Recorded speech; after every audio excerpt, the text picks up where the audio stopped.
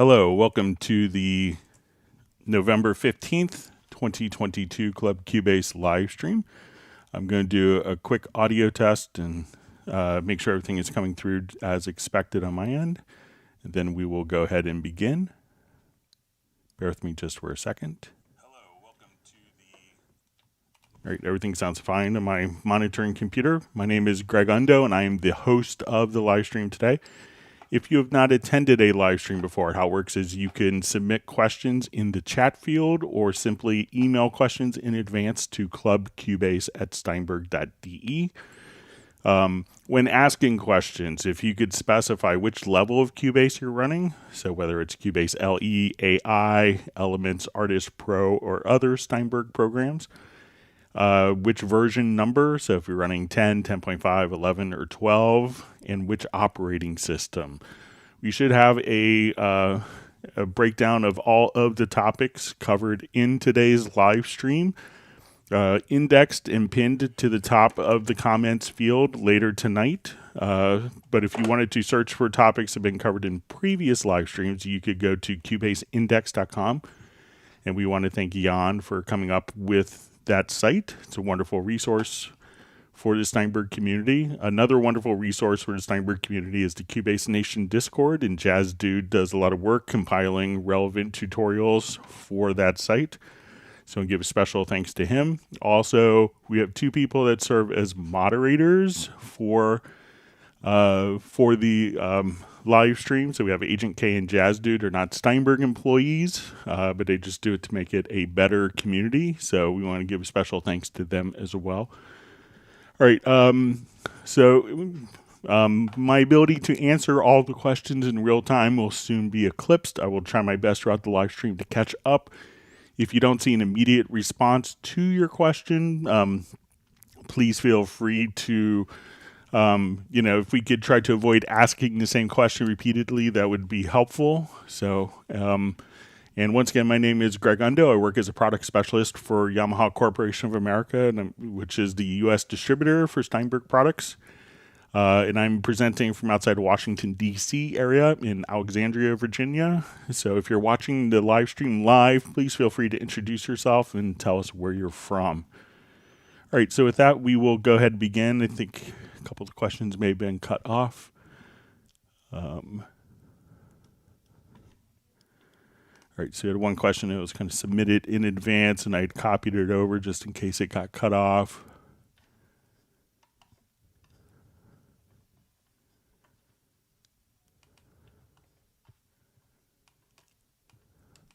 Okay, so the first question, when an instrument pad is loaded in Groove Agent with my own sample, how can I recall/find open the hierarchy where it's located within the Groove Agent browser? So when you actually, let's say if we start with a particular Groove Agent, so I'll just have this. I'm going to drag a sample over. So let me just come over to, I'll just throw a quick drum sample on. Okay, so now that we drag a sample onto a Groove Agent pad, so it's all Groove Agent is doing is actually playing this sound from the original location. So dragging it into Groove Agent is not actually moving the particular file to this, so that sample is still going to be in the particular same location. So Groove Agent could, if we have audio files coming from different areas, it just is playing it from the current location of the device. And then if we wanted to come over here, if we built up a kit and we wanted to kind of browse through different samples, we could now come over here and we could just say export kit with samples. And then once we export the kit, we could just simply export the kit, and this would automatically make a samples folder, and this would go into your Groove Agent 3 presets. And then you could peruse through the different samples. But also, if you wanted to just go through any particular sample, So let's say I'll just cancel that for now. You could, if you wanted to navigate through particular samples, you can also come over here and just go to the browser and choose any location on your computer's hard disk and be able to navigate through different samples here as well. So at this point, you could just say, okay, I want to come here to projects, and on this particular project, we could go into our audio file, and then we could just peruse and browse through different samples, but it's going to play back the files from their default location until you right click and go to export kit with samples, and then it's going to place it into the Groove Agent 3 presets. All right.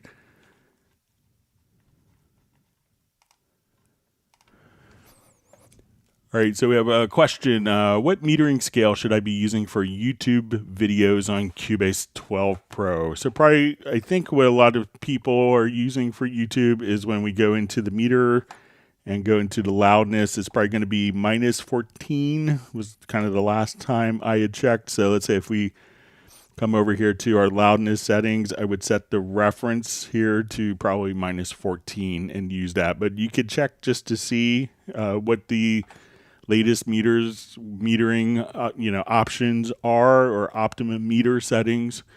I have friends that will sit there and try all sorts of different metering scales and normalize to particular loudness levels, and they kind of keep it as a secret because they feel that this scale sounds better on YouTube, this one sounds better on Amazon, this one sounds better on Spotify, etc. So, but I would try like -14 as a default.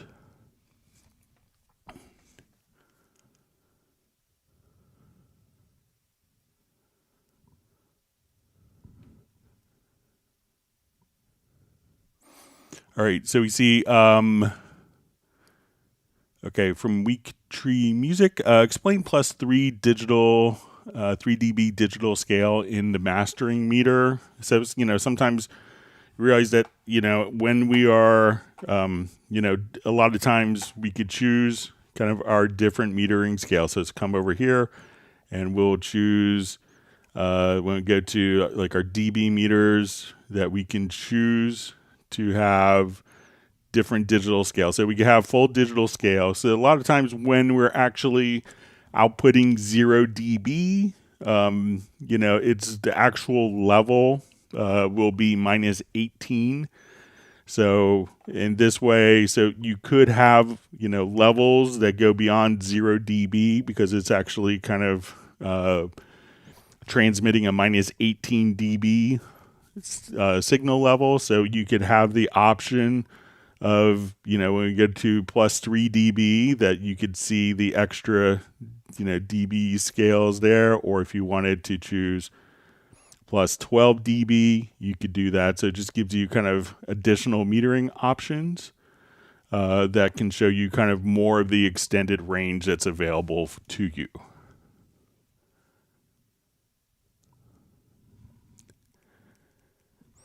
All right, so we see a question. Why does the MSLRWA icon top left corner look pixelated / blurry on Mac, 4K Retina?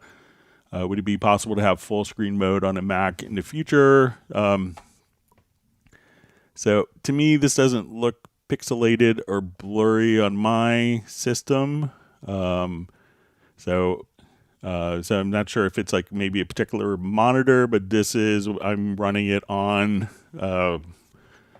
like a Dell 4K 27-inch monitor. That's what I'm using. So it doesn't seem so pixelated on my end. And as far as running on full screen mode, so, there's some advantages and disadvantages. So sometimes when you open up one particular window in full screen, it takes the full screen. And a lot of times people may want to have multiple windows open simultaneously. So we'll see if the interface kind of goes that way, but realize there's a lot of consequences with that as well.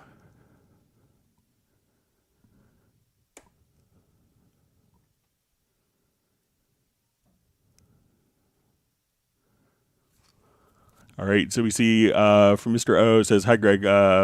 says, I've been troubleshooting the mono to stereo problem I'm having, but I notice is that Cubase puts everything in stereo automatically. The workaround I've done is to split the channel in the prompt box when importing the mono audio file and delete one of the channels. So make sure, let's say if we do a new project.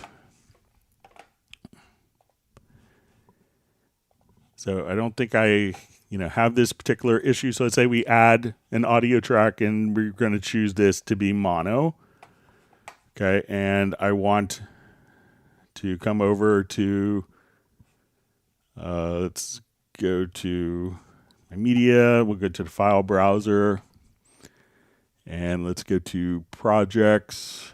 And I'll know where I have some mono files. So we'll come here to audio. So when I drag, it's probably not the file I wanted. All right, so let's say I have this file that's mono. So when I drag that file in,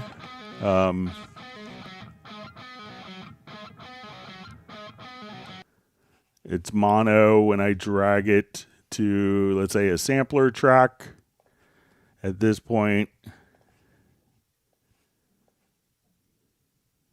still mono. So make sure that you're not, dropping it onto a stereo track, but you shouldn't have to do that. So, or let me know if I did something differently than you did. So let me just switch this one preference here. All right.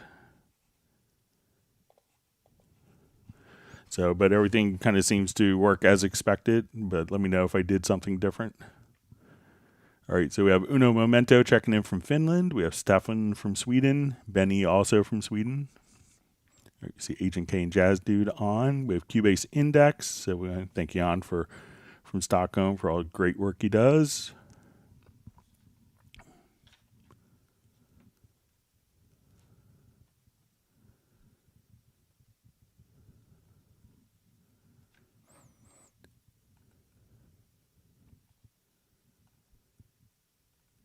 My chat field just jumped. All right.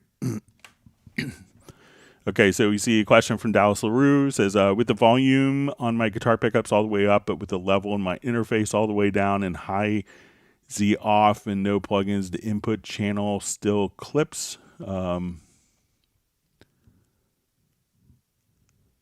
Okay. So a lot of interfaces, this is from Dallas. I'm not sure which interface you're using, but a lot of interfaces will have a high Z input. So a lot of guitars aren't necessarily putting out a straight line level. So see if your audio interface. So and you notice that and on this you say you have the high Z off, but you probably want the high Z on to match the impedance of the guitar to the interface. So at the level, and also see if your interface has a pad setting. So if I wanted to come over to add an audio track, and let's add it to my UR24C, that we could come over here, and if we wanted to, put a pad on the particular interface, that you could adjust, so make sure that, if your interface has a pad setting, and sometimes, but you probably want the high Z switch on, and that will allow you to kind of match the proper impedance for the guitar. So, and if that is still too loud, if your interface doesn't have a pad and with the high Z switch on, it's still too loud, at that point, just turn down the actual, volume from the guitar.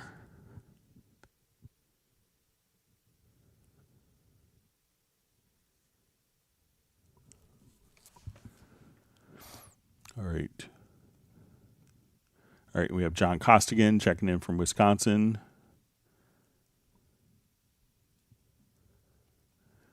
All right, and we have Ayuel from Switzerland joining us. Thanks for being here.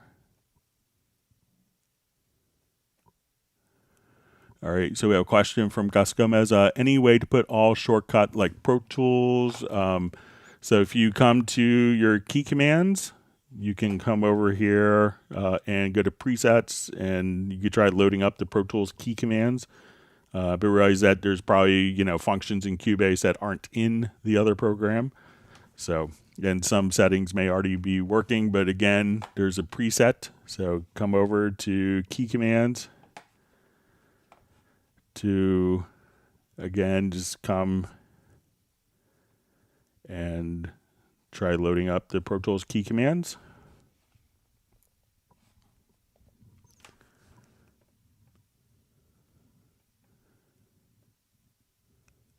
All right, and we have David Barbush checking in from Tampa Bay. Thanks for being here. And Bob Demers from Saratoga. All right, Mark Winslow, wishing everyone aloha from Hawaii. You're all jealous. All right. We have Sable Winters on as well from Bay Area.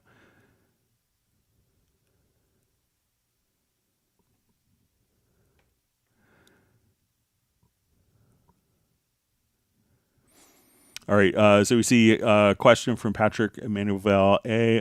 Hi, Greg. In Groove Agent, when I render, I get 32 empty tracks. I need only samples to be shown. I don't want to see empty tracks.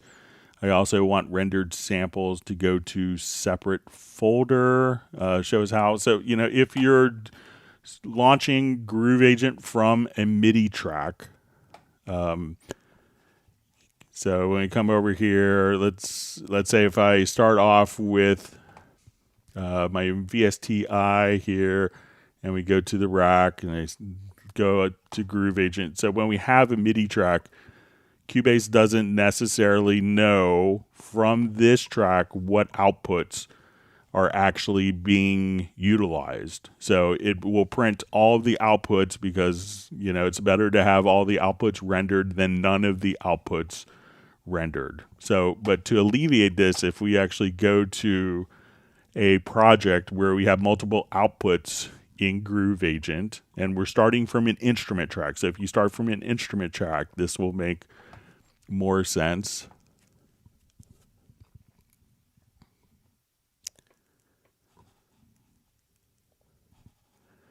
So let's say if I come here to this Groove Agent track here, and just make sure.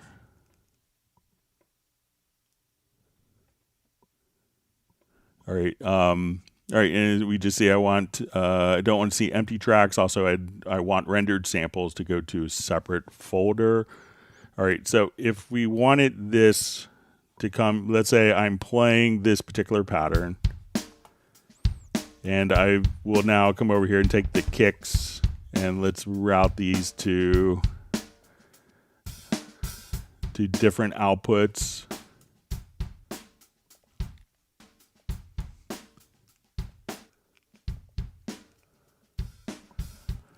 All right, so now we can see these different outputs, and when we open up the instrument track, we could see all of the outputs directly here. So now if I copy this particular pattern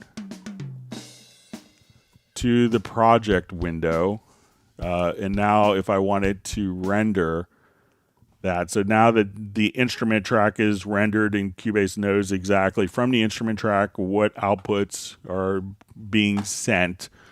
At this point, what we can do is just kind of select this, and if we do render in place, and we'll open up just our render settings, and then we could just say, okay, I wanted these to be my channel settings.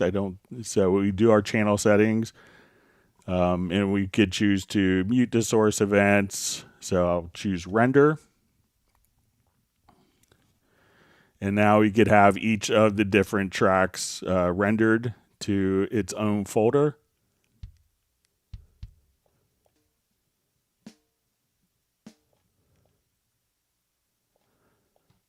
So like our overheads, room mics, etc.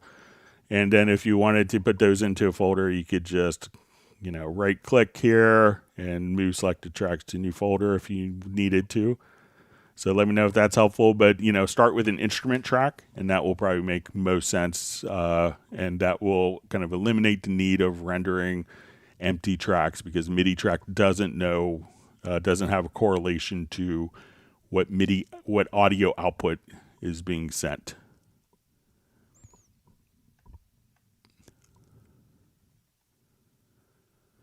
All right, so we see karaoke instrumental. Just says I use Cubase 11 for my instrumentals, and I love it. So it's great. We see Michael Teams from Weatherford, Texas on. Glad to have you here.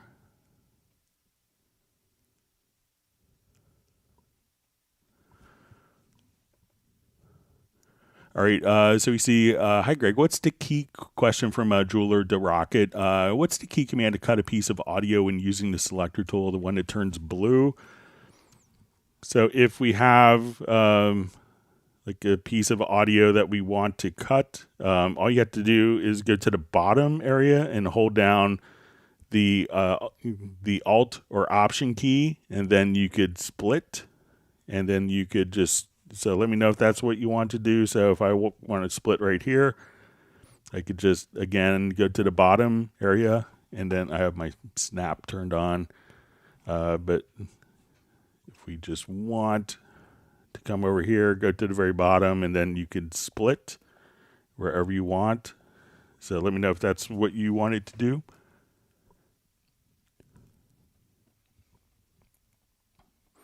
Michael Teams wants people to smash the like button.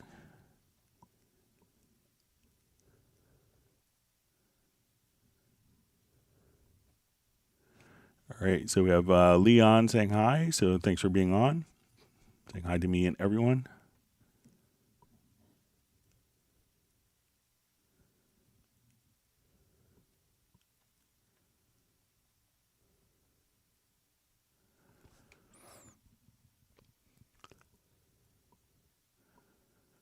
All right, so just see a question.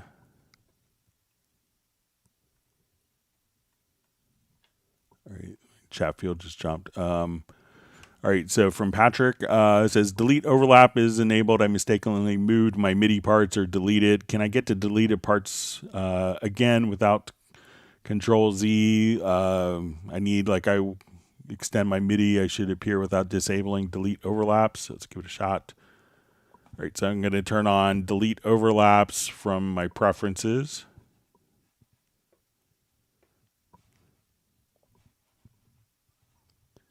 So go to preferences to editing.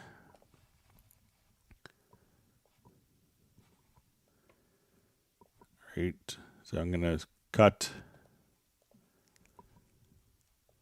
this part here. So now when I delete, move that, and let's see if I just resize the events. So I think that's how the audio works. Let me just check and make sure.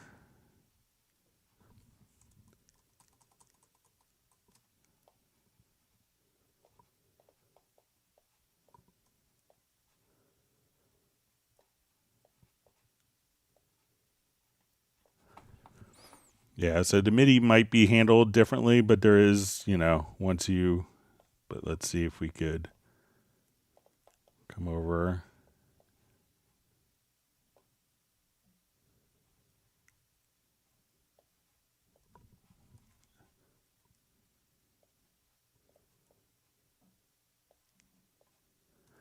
Yeah, so the MIDI will get deleted, so you might just have to use the Control or Command Z, the undo function with that.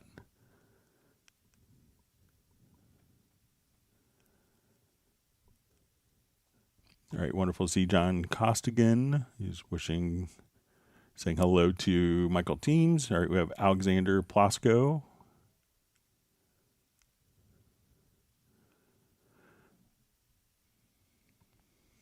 All right, so we see from Weak Tree Music, so 0 dB and plus 3 dB loudness is the same. So let's say if I have all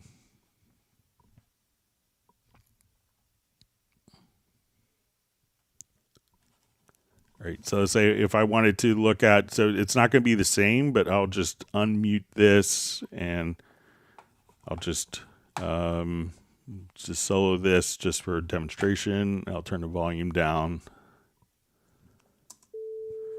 All right, so when we look at our meter here, this is going to be minus 12 dB, I think. So we go to our meter here. And then, so that's still going to be at minus 12 dB, but let's say if we switch this to plus 3 dB, so it's still minus 12, but we just have, if you go above 0 dB, you could just see that those particular settings set there. So the levels are the same, it just can show you more information if you routinely go above different volume levels.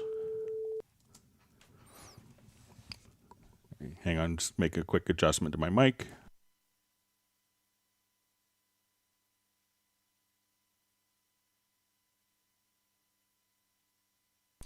All right, sorry about that.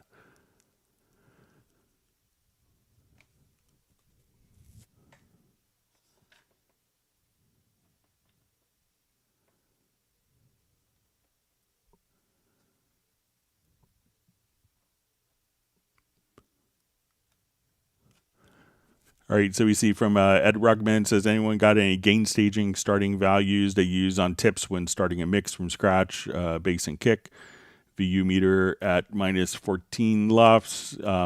So, you know, we could have the loudness meter, you know, technically if you're doing LUFS, it's going to be a loudness meter as opposed to a VU or volume unit meter. So, but you know, a lot of people I know will maybe aim for track levels at like minus 12 to get like the full mix at minus 6, and then, you know, leave some room for mastering. So, but maybe other people could share some of their what meter levels that they kind of use for gain staging. All right, great to see Chris Hallam from Athens, Georgia. We have DG 5466 from Kent in the UK and Captain Energy Music.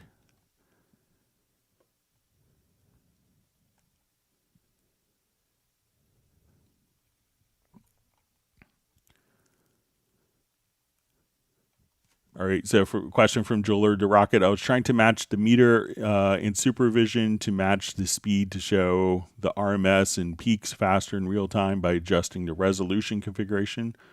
What's the best settings for it? All right, so I'll just revert this quickly.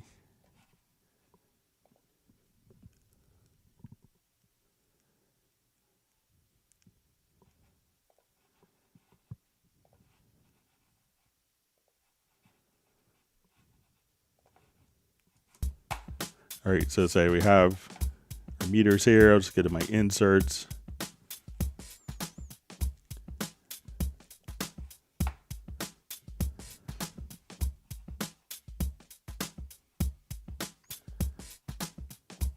All right, so let me just quickly adjust this to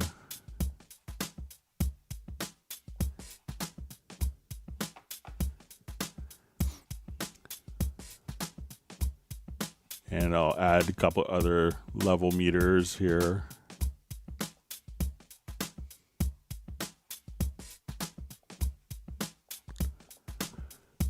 Okay, so let's say we have levels here, and let's go to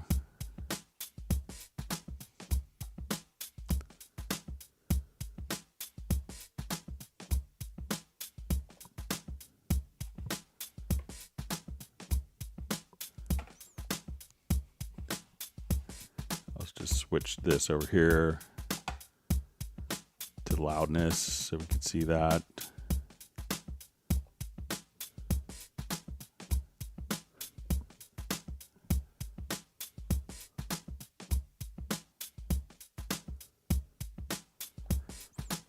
So when we just, all right, so now when we go to our different settings here, I mean, you could adjust the peak hold to be faster.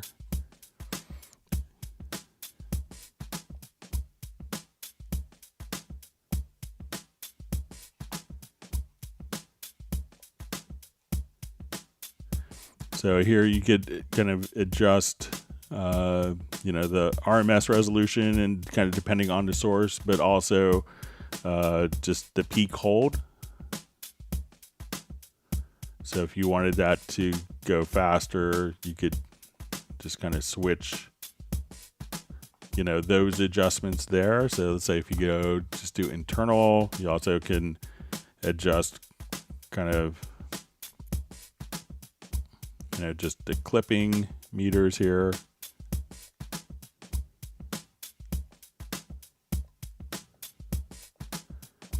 If you want to look at digital scale. So, and when you go into like the settings for the VU, you could also adjust again.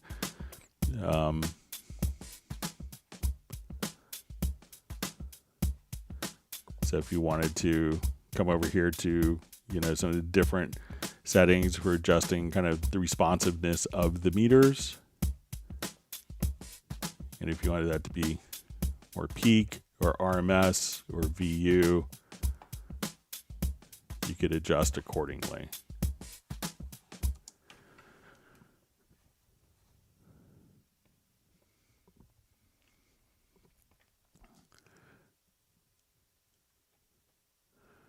All right, so we see Michael Filgan says, I have a UR22C and an MGX U12, and I'm considering a UR44. So they're both kind of, the UR44 is a great interface as well, especially if you need more. You especially need more inputs. All right, so a question. Is there a way to do gain staging in Cubase Pro 12 pre-fader? Yeah, so anytime that we take a particular audio event, we could adjust here.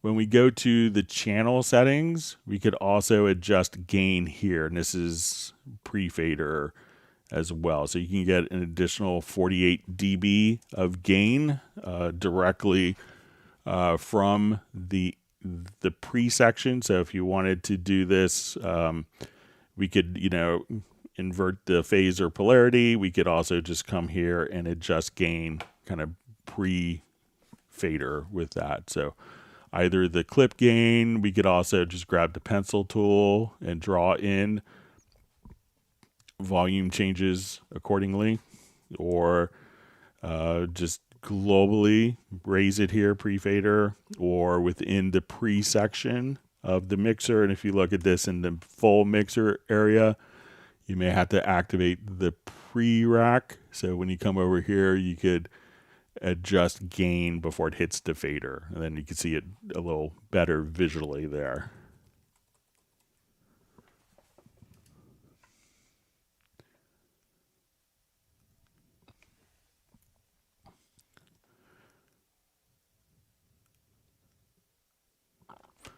All right, so we see from Dallas LaRue question, several plugins from Waves suddenly disappeared from my plugin manager.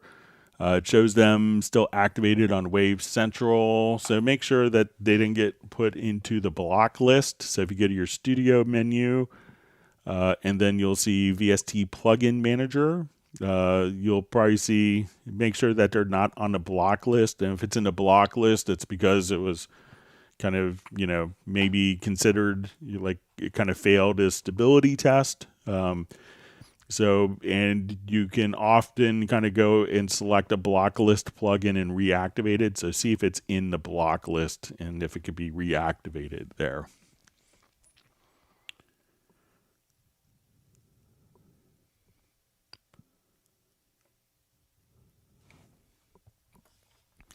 All right, so we have Monos checking in from Greece. Thanks for joining us.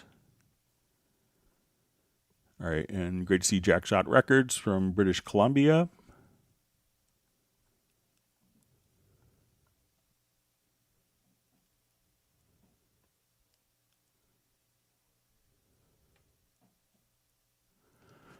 All right, so we see, hi Greg and team. Thank you for your interesting videos. Gain staging. Is it true that all channels should be minus 18 dB? Because in some pro templates, it is not the case. So no, it's not true that all channels should be minus 18 dB. So, I'm not sure where that number came from. So I know sometimes, in the history of doing, excuse me, let me clear my throat. In the history of, different DAW technologies, gain structures have changed based upon kind of the arithmetic of the audio engine. If it was a fixed point system versus floating point, a lot of those things, have kind of evolved over the years.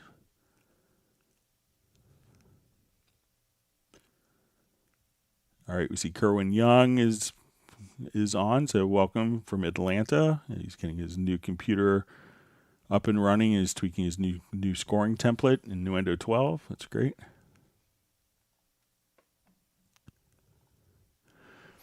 All right, so we have a question. Let me just find it real quick.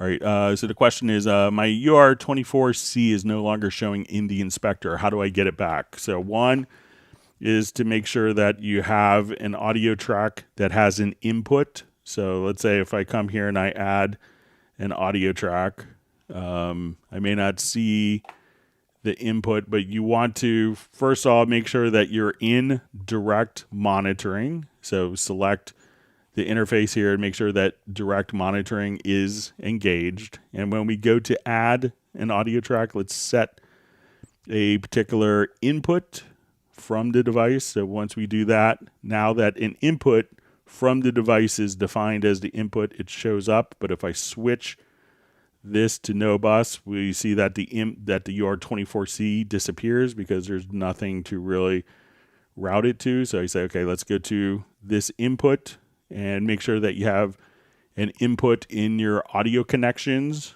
that is set up for, that's routed to an input on the UR24C. So this input is routed here. So if I switch this input to, let's say, stereo in left, we don't get it because an actual input from the interface isn't connected there. But when we go to the mono in, where that is, the UR24C panel will appear.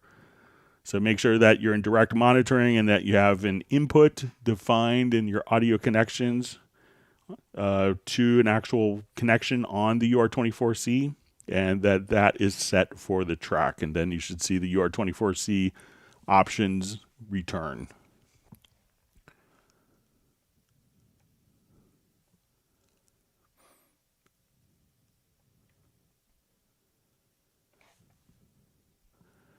All right, so we see Michael Teams has granted my family and myself 1 gallon of lemon meringue pie ice cream. Thank you very much. Look forward to that.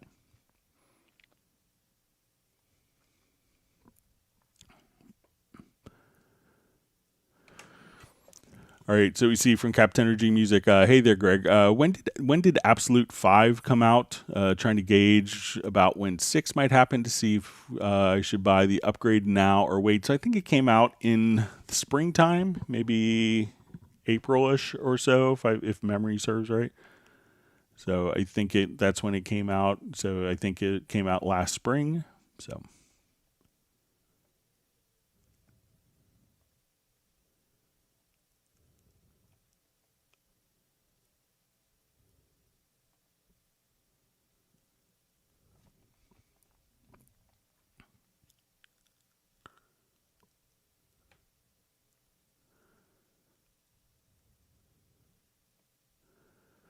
All right, so we see just from Zounds by Timo, can you please go over metering levels for YouTube videos? So again, I would, try to make sure that your loudness, so once we select meters here, go to the loudness and probably set this to -14 as the reference point. And then that should be kind of like what you're, so as we would play,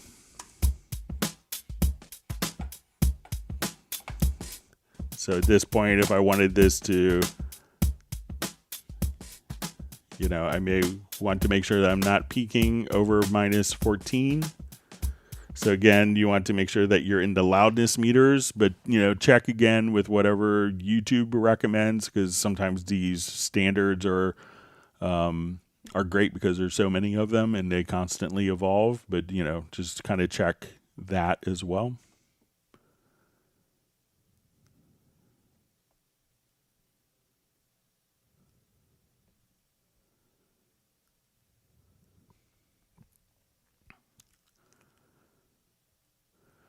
All right. All right. So just see a question. Do you think we could ever get a real-time waveform display on group channels as a possible feature request? Something I used to love years back and miss being able to see waveform from post inserts, because there isn't an actual file. But let's see if we can kind of trick it in a way. So, it's hard to have an actual waveform if there's not a file that it's actually referencing. So, you could obviously render the groups and see the file and be able to edit it, but if there's no file to actually analyze. But let's see if we come here and I'll put all of my drums into a group and see if we could kind of trick it with a supervision meter.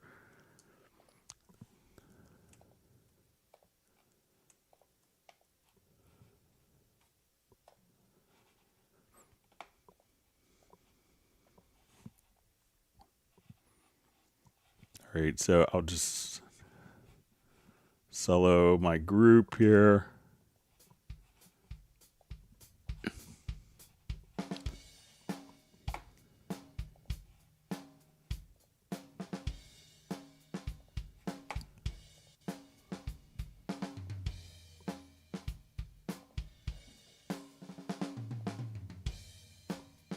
So if you wanted to actually kind of see the waveform here,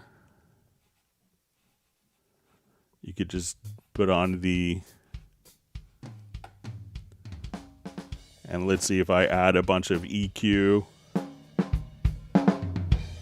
So we can see that low end kind of reflect. If I cut away.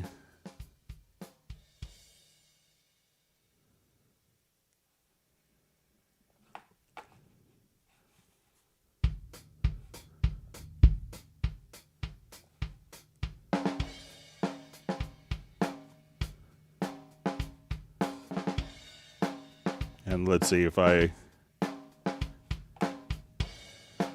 come here and let's squash it with compression.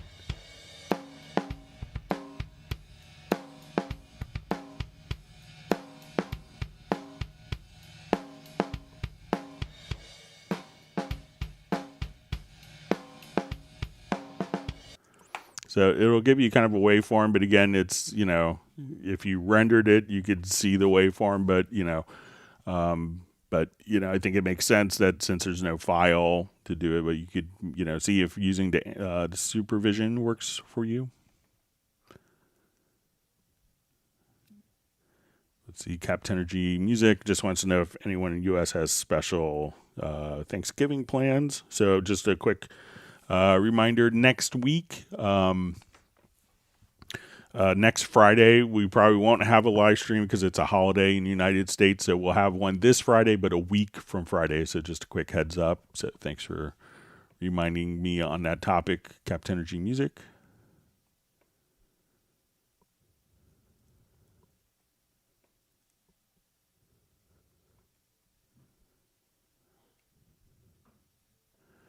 See, Chris Hallam just says the Dorco release was amazing as expected, and also it's part of the winter thing. Yes, there's new Dorco release today, and also check out the Cyber Week sale. So if you wanted to get, I think Dorco, Wavelab, Spectral Layers, and Iconica Opus and other Iconica and some other titles are 50% off for promotion. So check that out.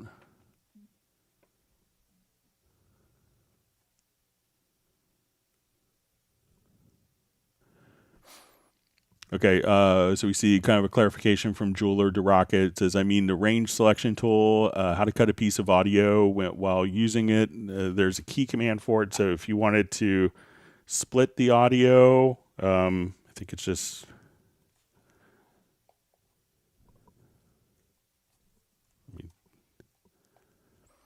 So if you just come here, I think it's just get the right keyboard shortcut here.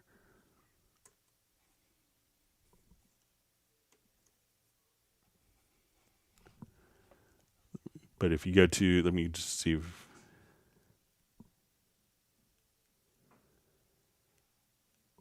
split, so just Shift X. So once you have the range tool, Shift X.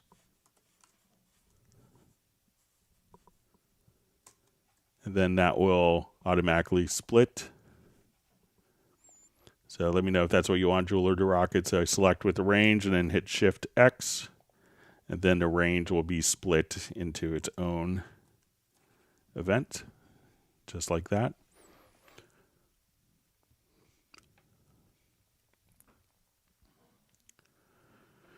Okay, so we have a question. Hi, everyone. Was wondering if you could go over granular sampling in Pad Shop if you have time. Okay, so let me just...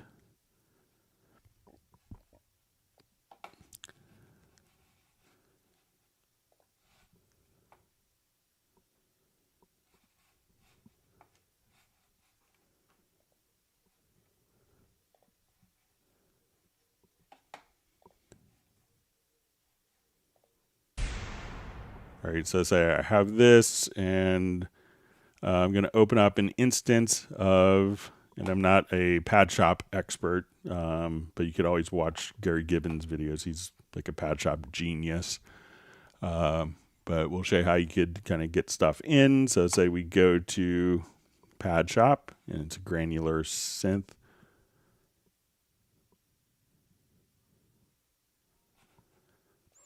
So I'm just going to load a waveform in. All right, and now, and just kind of, we could come over here and you just want to make sure that, you know, you have, you could adjust kind of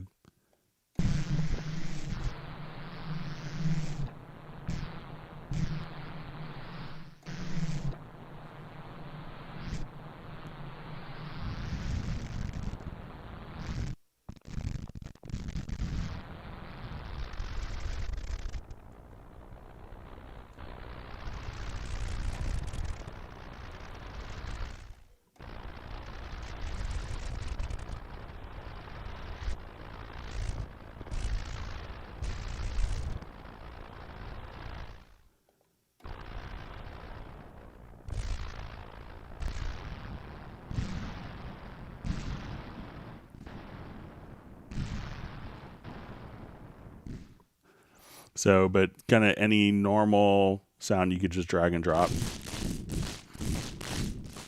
And, you know, just so let's say if I have,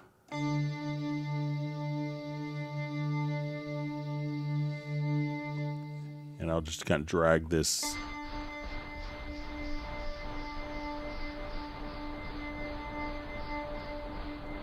So you kind of just play around and just kind of drag and drop any sound in. But check out Gary Gibbons' tutorials. I think are really wonderful.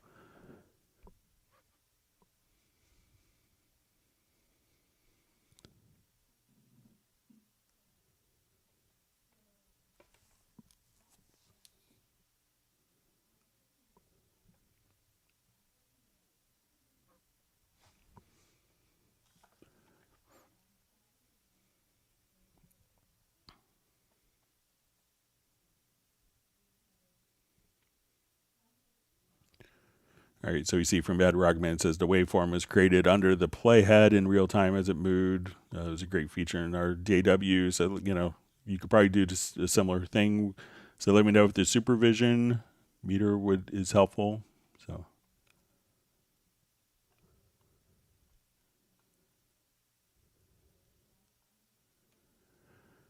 All right, so we have a question. Should I use the high Z with my Modi X? So it could depend on the cables that you're using. So generally, like the high Z input could be used for microphones or is often used for, you know, for like, you know, going directly out of a guitar or bass. And generally, like most of the Modi X is probably a line level. So you probably don't need to use the high Z with your Modi X.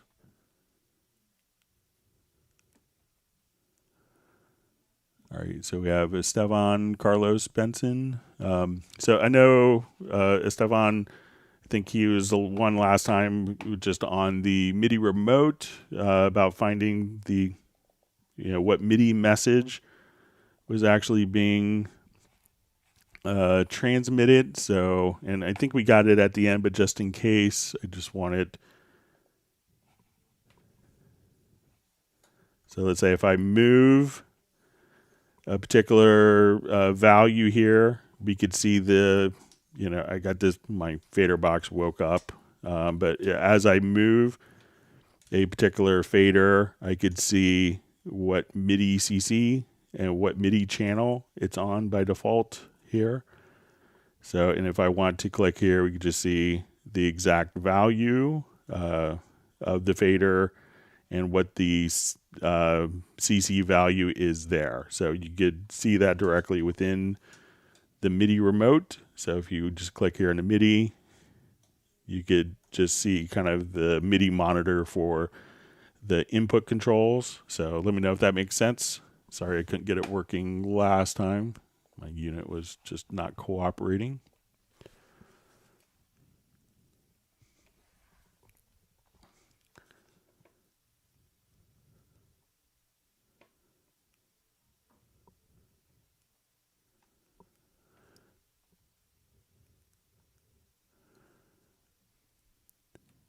All right.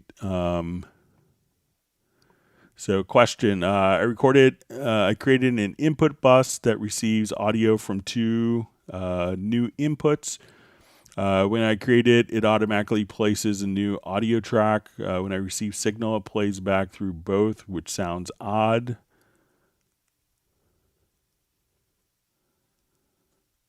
Okay.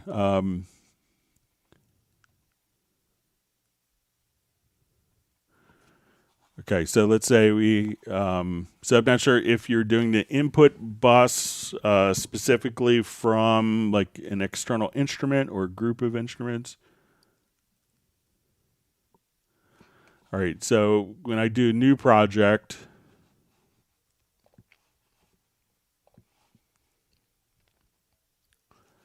all right, so I have no tracks, and let's come over here to, I'm going to add an input bus. So let's say I'll just come over here, and I'm going to add, let's say, a stereo bus. All right, now if we look in this folder, we could see, so we can see our outputs. This is tracks here, but if we go to our mix console, we can see that we have our input channels here, and those will automatically be added, but it doesn't seem it doesn't seem to automatically create a new audio track for me. It says when we receive a signal, it plays through both, which sounds odd. So it shouldn't, so I understand if you have like an audio track here, and we want this input to be, let's say, stereo in, 2. So at this point, we could choose not to we could choose just to monitor that particular input source, but also if it's from like an external instrument or an external effects device. So I'm not sure if you need to see it in the particular project to record data. If you do, you can go to audio connections and configure an external effect or an external instrument. If you just want it to have a source for monitoring, like from an iPad or another external source, you can go to the control room and set up your external inputs right here and choose to monitor external inputs as well. But maybe if you could let me know what you're using the external input for, but it doesn't seem that adding an external input, let's say for an input bus here. So we go to inputs, that adding this, we say add bus. I'll call it stereo, and we'll call it input bus. That's not going to add an audio track for me. So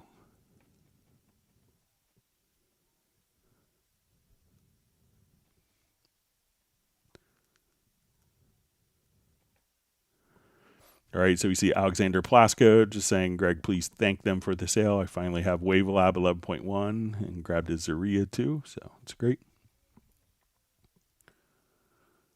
All right, so we have Brian Sawyer checking in from Beulahville, North Carolina. Thanks for joining us.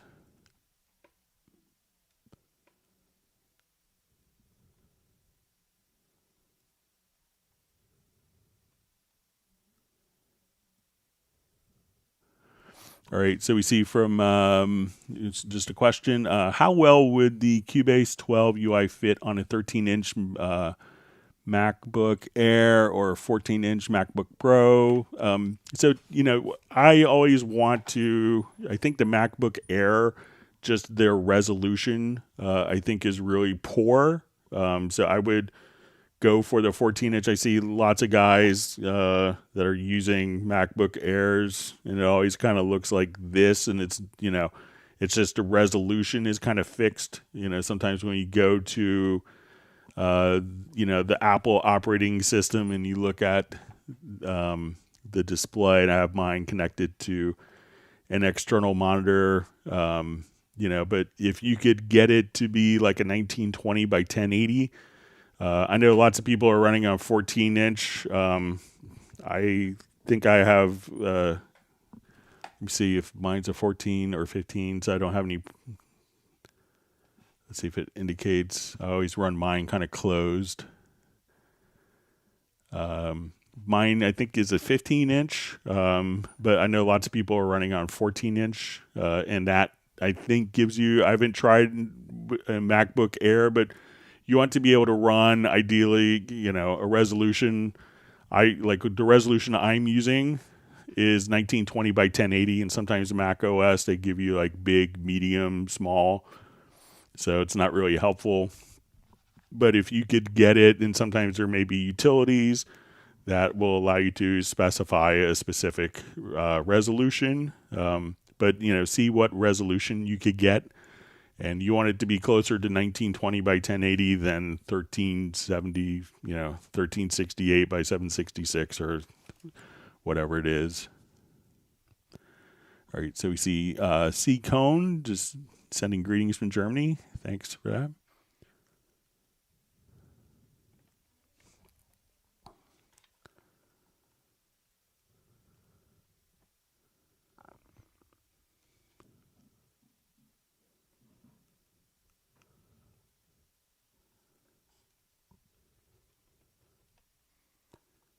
All right, my chat field just jumped. Let me find my way.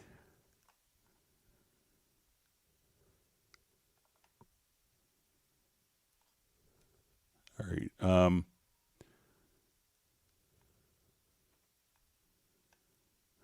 All right, so we see C. Cone just ask, how do I get rid of the message real-time algorithm has been deactivated because pitch or stretch factor lies outside the limits of the current project?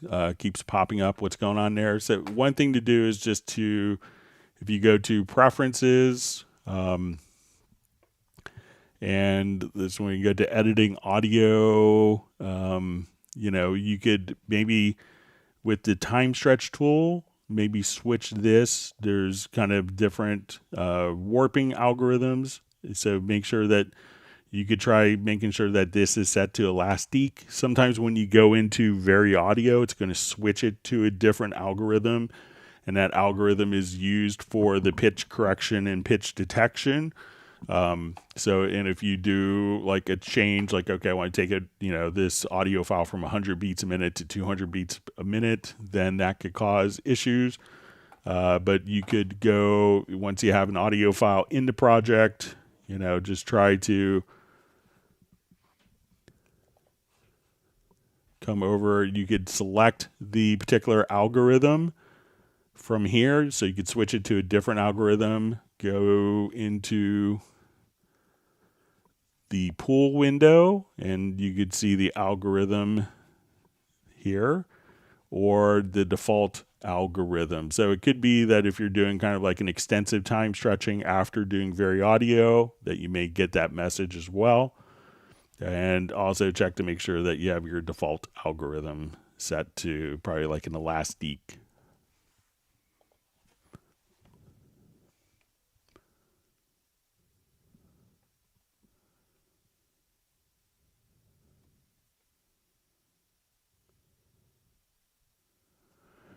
All right. So we see from Ed Rugman, his question is the end of month Zoom session worth attending to make some collaborative friends? Would love to maybe do some collaborations with folks at some point. Been too long flying the DAW solo. So I think it's a great resource for that. And it's probably what started the whole like hot mess project with Gareth, Pablo, Michael Teams, and myself just kind of meeting on there and say, hey, we could send you a track. Oh, let's do this. Just, and so I think many people have met and done collaborative work on there. So I think it's a great source. So I think we'll be doing that, 2 weeks from today will be the last meeting in November. So they're always fun to attend and get to meet different people from all over the world.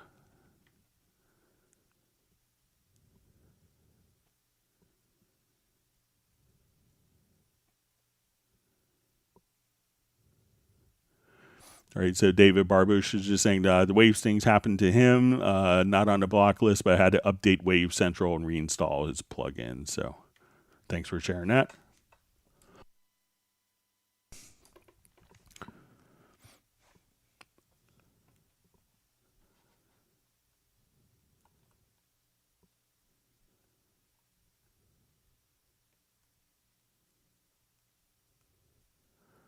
All right, so we see question. What's the best way to import Cubase projects into another project? Copy and paste, import. So, if it's just like the media, like, oh, I just want this file from this project into another, you could just drag and drop.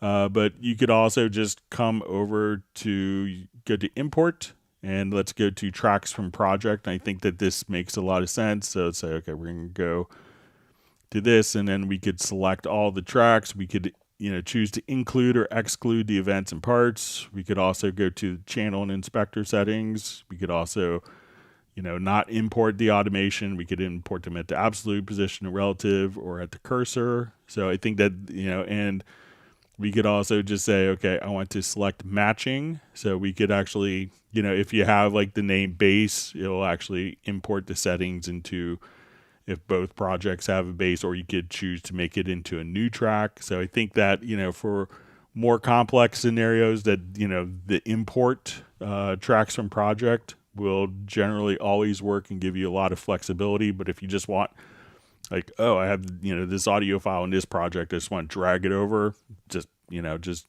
literally just drag and drop from one project to another project. All right, so we have Val Lee. Great to see you back. Checking in from Austria.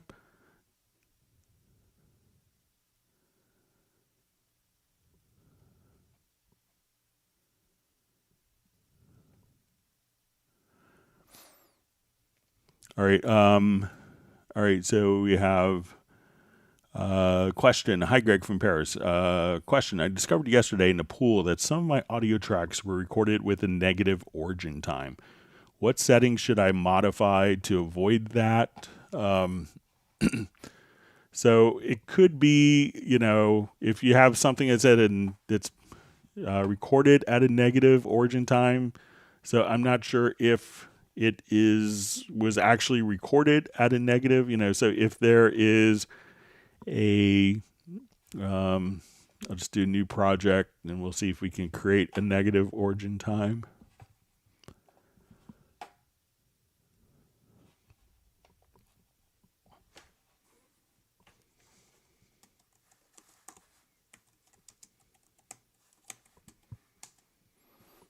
Okay, so I'm going to do an offset. So I'm going to go to the project setup and hit Shift plus S. Let's do a couple bars offset. And so right now, if we look at this and we add a ruler track,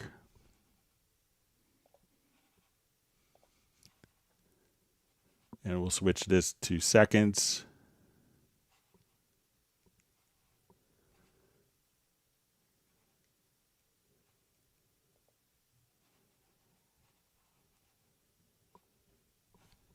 All right, go to my project setup here.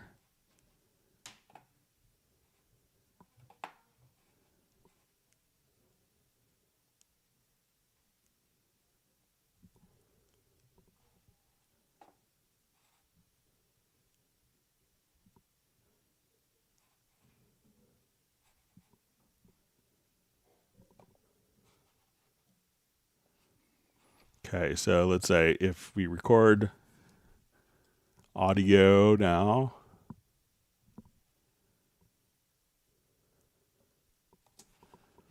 Okay, so now when we look at this particular file,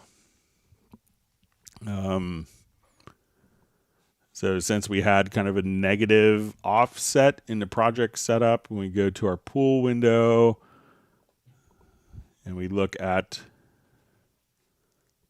the timestamp, here we can see the origin time is being a negative value for that. So, so if we, let's say if we move this to, I'll just switch this, and if you wanted to update it, so let's say,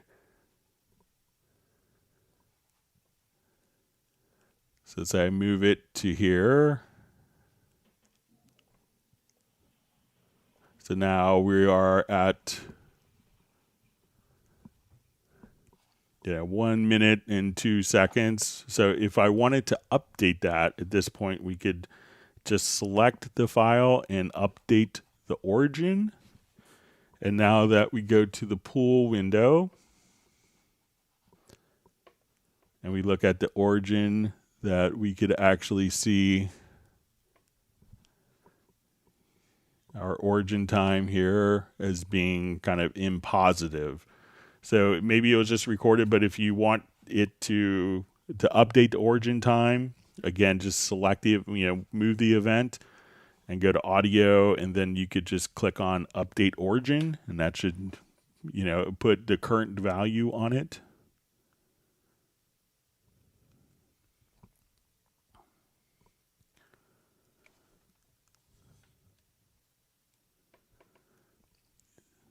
So Ed Rugman just says he needs to meet the crew. So we look forward to meeting you on the next Zoom meetup.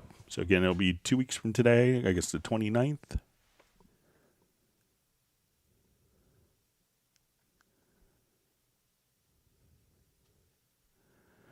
All right, so Jazz Dude was kind enough to share that the official YouTube recommendations are for minus 14 LUFS.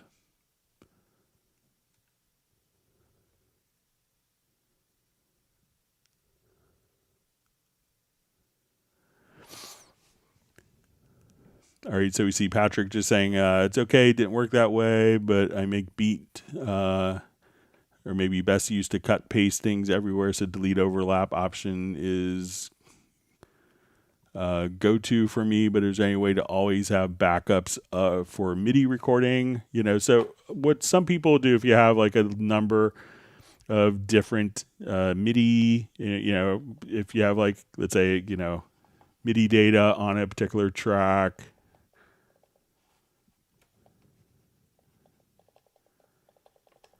is just to come over here quickly, duplicate the track version, and now we can make like all sorts of horrible edits. And if you wanted to always go back, you could just go right back to the original. So you could just say, okay, let's double click here. There's our horrible edits. So that's always kind of a fail-safe way if you wanted to go a bit crazy with editing and have a safety net.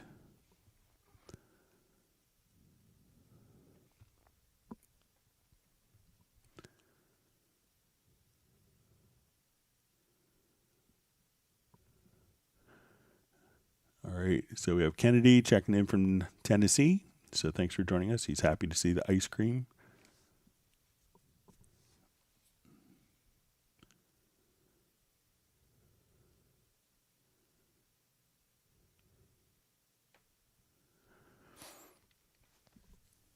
All right, so we just see question, is there a way to save some default presets in the channel strip, ergo certain noise gate settings, etc.? All right, so let's say if we come here, let's open up the channel strip.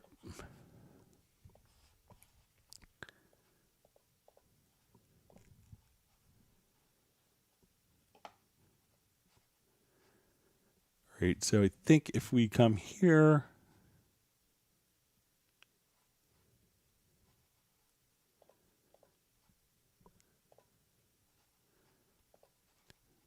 so at this point, you could just choose to save a strip preset.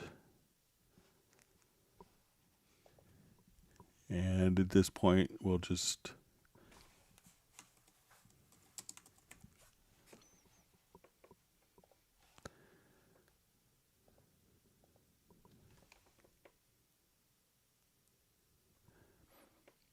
all right, let me just, so let's see if we save this as default. Sometimes if you save it as default, it might load up.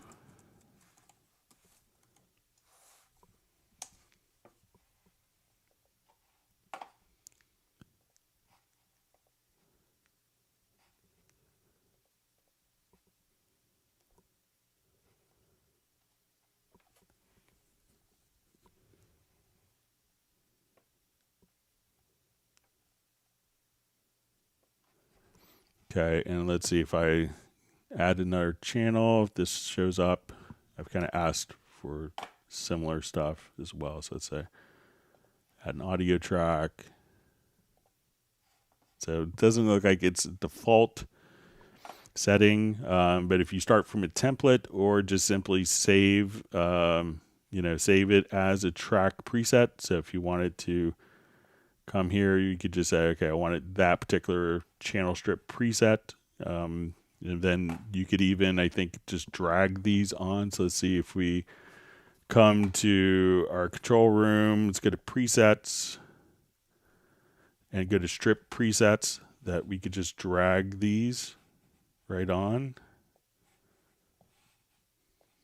to the track, and then that would update the different channel presets like that as well. So you could always just have it and drag and drop it as well. But I don't think it's a default preset, unfortunately. So I'll pass that along.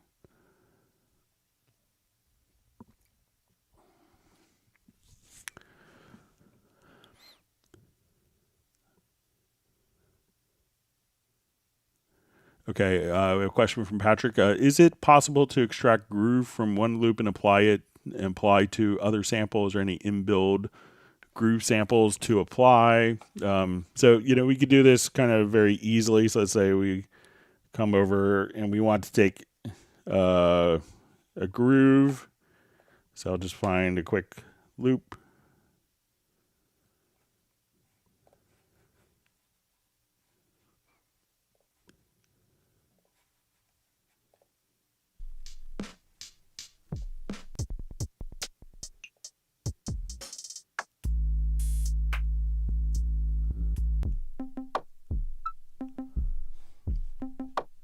Okay, so let's say we have this particular file, and I'll just switch my.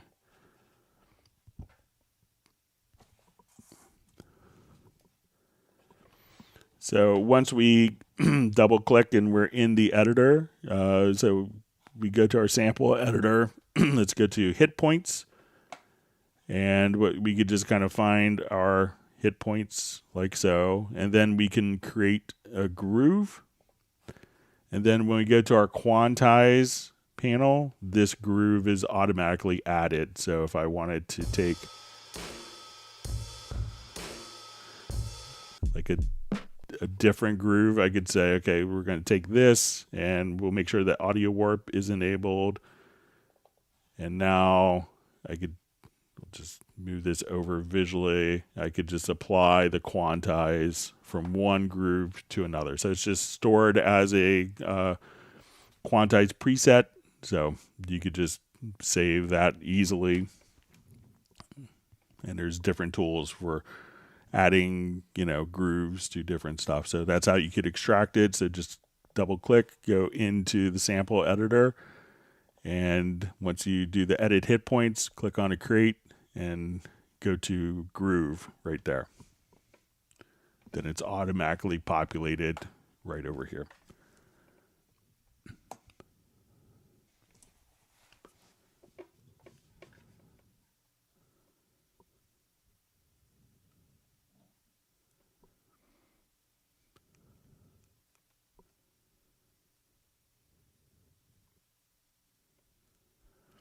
All right, so we see Graham Witcher on. So we hope that your new studio move, everything goes smoothly for you. And look forward to hopefully maybe you'll be sorted out by the next Zoom meeting in 2 weeks from today.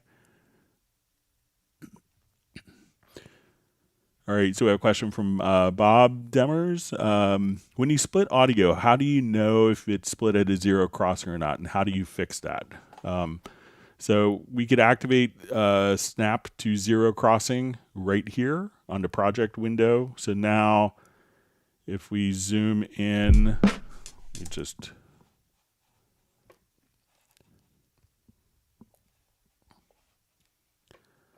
we'll just kind of zoom in here. And when I go to cut, let's say I'm going to take my snap off and I go to cut, like I can't cut like right in the middle here. It's only going to allow me to cut at a zero crossing. So with this disabled, I can freely cut anywhere. So I could cut here.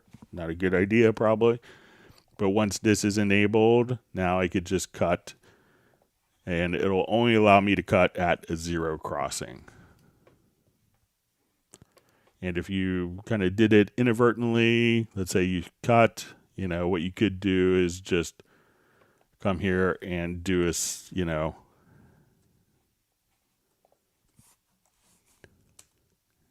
just select both regions and do a cross fade, and that will, probably be so fast that you won't be able to hear it.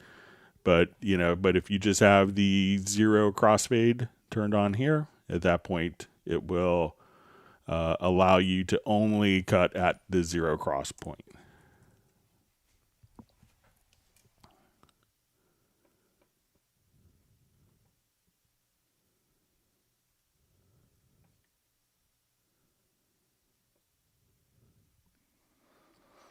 All right, so we have a question from Brian Sawyer. How do you change the note length and chord pads? So it may just fit for a measure, but let me just check just to make sure.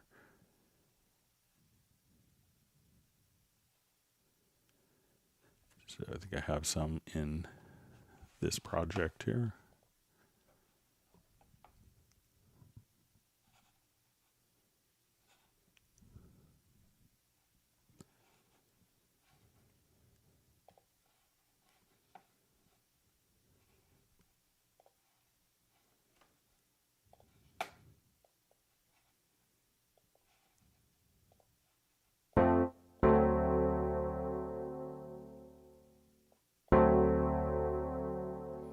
So let's see if we change this particular sound here to a different patch and if that sustains longer. So let's say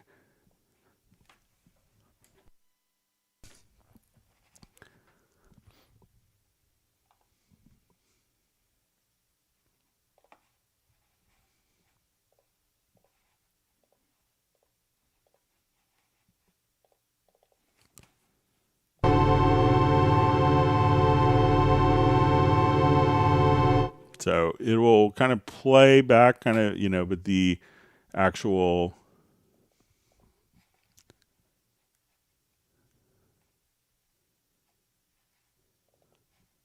I think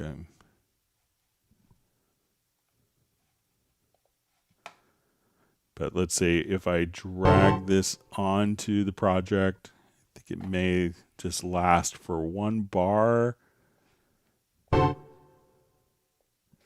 let me just see if I don't have the grid, if the grid is set to, let's say use quantize, and I set this to half node if it's tied to the grid. So I think it's going to be like when it's dragged out, it might be fixed to one measure as an event. So, and I don't know of a way to change that, but let me just take a quick look.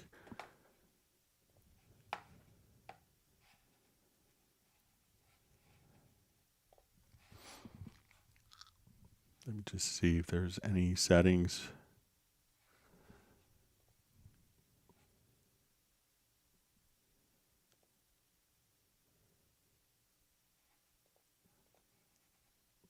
Yeah, I don't know of any settings for that. So I think it may be kind of fixed to 1 bar, but it will sound for as long as the patch will sound for.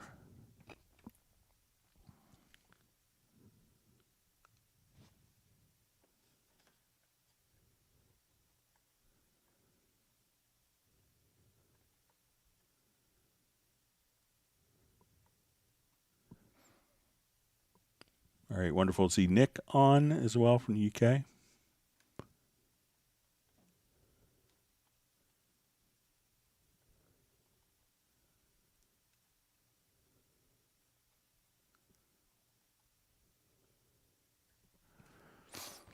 All right, so we see from Filter Freak. Hi, Greg. I purchased the solo lyrical phrases in the sale. Gorgeous voice, but I can't find a manual online to tell you what the trigger switches are changing. Would you happen to know about either? So I don't think that's an official Steinberg product, but a lot of times if it's going to be if it's playing back through Halion, anytime that you have an instrument, let's say if I wanted to come here and I'll add an instrument track. I don't think I have that library, unfortunately. So while it's kind of sold on Steinberg products, it's often done by different companies. So let's say if I go to Halion Sonic SE and I'll add just maybe something that has key switches on it. So now we could have our key switches. So if it's playing back through Halion, what you could do is once you're in the editor, so let's say we come here, we can now come over to the expression map and try to import key switches. And if it's a Halion-based instrument, we can now see all the key switches here that have been defined, as part of the instrument. So now when we wanted to look at our articulations and dynamics, we can just see them all labeled right here. So if it's playing back through Halion, again, you may have to create kind of an empty part and then go to the expression map and choose to import key switches, and then all the key switches that would play back through Halion will automatically work for you like that.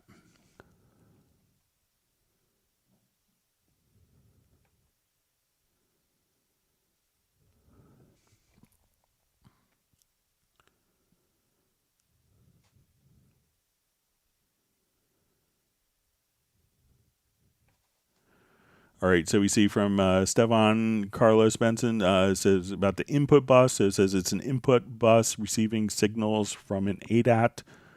So if you could let us know what audio interface it is, some of the audio interfaces may automatically. So I'm not. Is it if it's actually coming in from an ADAT? All right, so if it's an ADAT tape machine or an ADAT interface, it shouldn't really make so much of a difference. I'm not sure if you're recording it directly in, or if you just if you're just monitoring through an ADAT digital connection. If you could let me know, that would be helpful.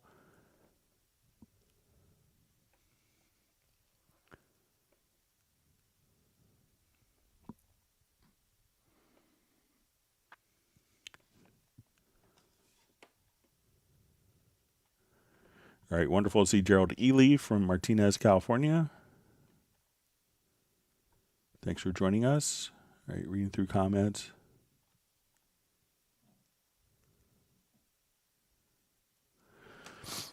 All right, so you just see the external input is routing a signal from other software, Max/MSP, and I am doing loopback signal and RME total effects mix. So you probably if you're doing through so you probably shouldn't have to do loopback in the RME total effects mix. So that would probably lead to a doubling sound. So I would try to disable that and try to do maybe a simpler routing. So just, if you have something else that that you could feed into the inputs, but that would probably be what's, I think probably the loopback is going to be the issue with the RME, where it's going to be doubling up the sounds. And I just see from his stuff on, it says it may also look into the external instrument, since the Mac software is functioning as an external instrument. So yeah, you could do that. But again, I don't think you would need to have the loopback signal, directly from. That would be creating kind of a double sound, probably.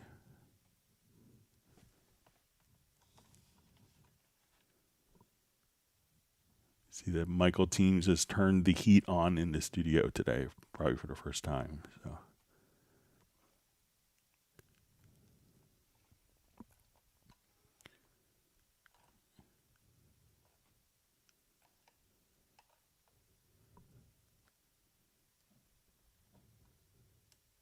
Right, my chat field jumped, so I think I'm finding.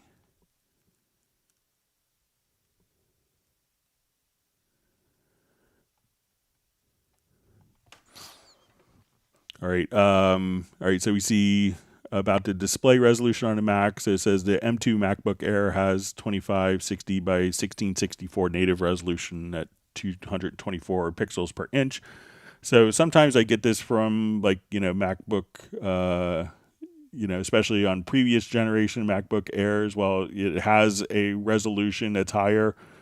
Sometimes because it's doing double the pixels to increase. So make sure that the 2560 is the apparent screen resolution, and it's not running half of the resolution like a 12, where you're actually, 1280 by, 18 by 832 resolution, but it's doubled up. So sometimes the Apple displays will make sure, so if you could actually have, a 1920, if you get a 2560 by 1664, then you'll be in great shape. But make sure that it's not actually that's the real apparent resolution that you see, and not just the pixel resolution of it. So I get people upset with that, and it's just that's your MacBook display doesn't get bigger, and so.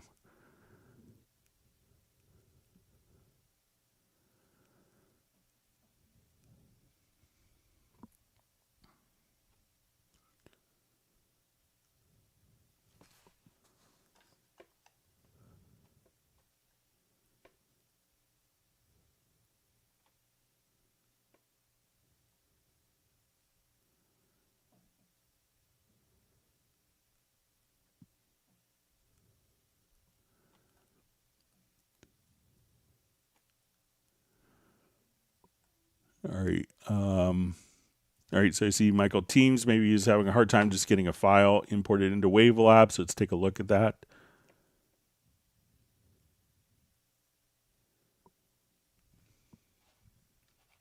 I think he won this in our 250th anniversary prize. So once you kind of start off with a, you'll kind of have a little hub here. So let's say it will create empty. And then just go to File to Open. And then you could kind of see your entire, you want to open up, you can say New or Open. And then we could say Audio File. We could open up Audio Montage, Batch Processes, Projects, DVD Audios, RSS Feeds. But if now we want to just open up a WAV file, I'll just come over here and say let's go to Documents. Let's go to Projects. And at this point, we could just say, I have some files in here. And then we could just,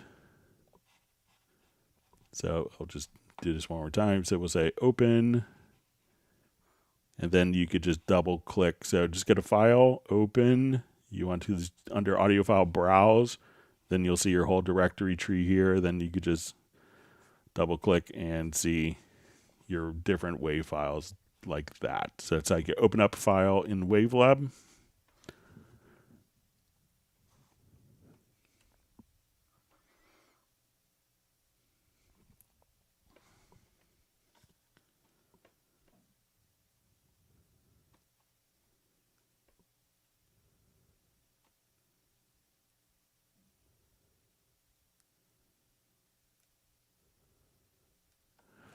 All right, so we have just a quick question. In Cubase, only the selected track is playing. How to play all tracks without selecting? All right, so let's say if we are here, and it could be a preference that's causing this. So there is a preference that enables solo on selected tracks. So make sure you get your preferences, and we go to editing. I think it's going to be under project and mix console for enable solo on all selected tracks. So if this is turned on, let's say I'm playing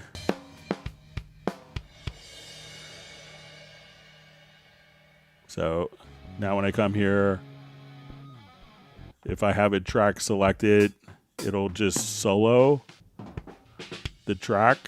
But if you could have a global solo defeat, and if I wanted to take off that preference, so again, under editing, project and mix console, we could disable and enable solo on selected tracks. So now I could solo a track, and I could select a different track, and the solo state isn't coupled with the track selection. So make sure it's not that.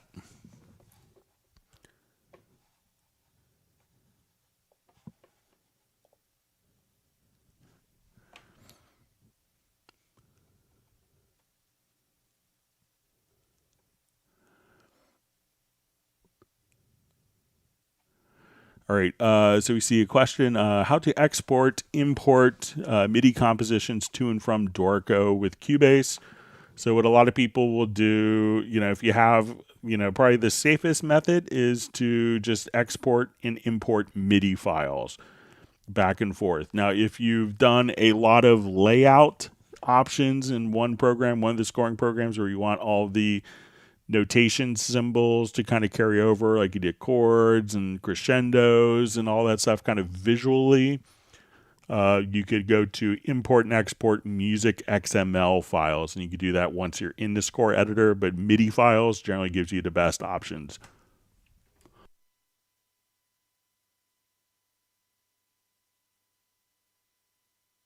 All right. Excuse me. I'm going to get a quick glass of water. Hang on.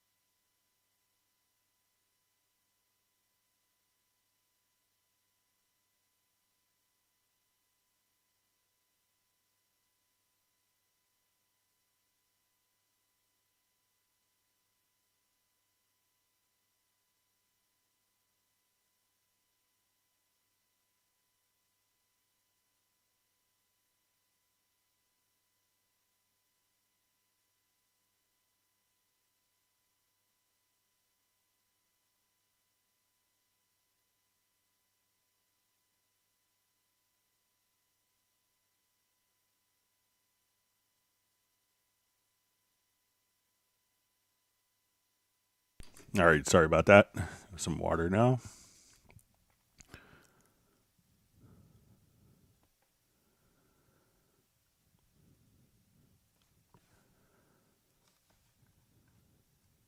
Okay, reading through comments.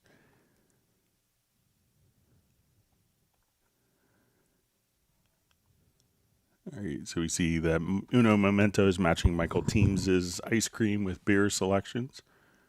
It's very generous of you.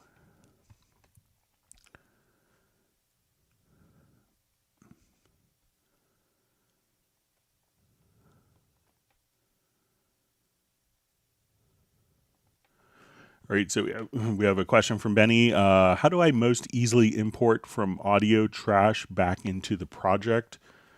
So I'm not sure if it's trash or track, but let's say if I have a project and let's say if we're in our pool window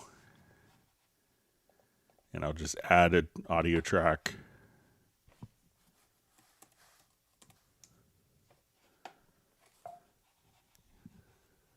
And I'll go ahead and record just for.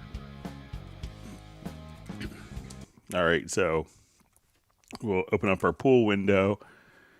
And let's say I select trash here. And at this point, I want to, we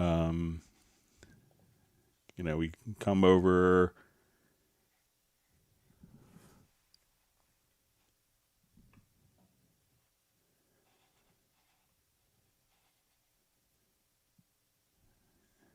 To sing.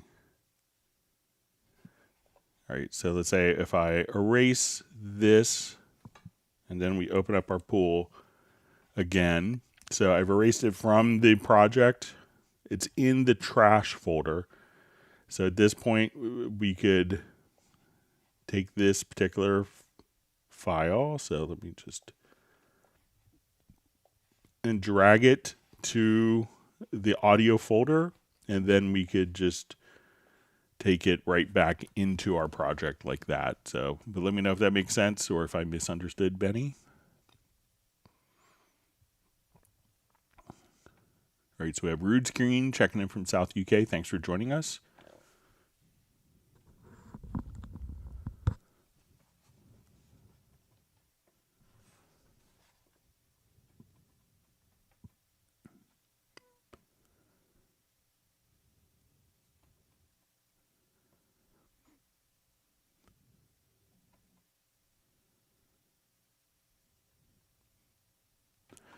All right, so we see question from Scale Vision. It says, hi, Greg, I have a question. When I audition loops in Media Bay, the loop is not always starts playing at the beginning of the loop, but sometimes halfway through the loop.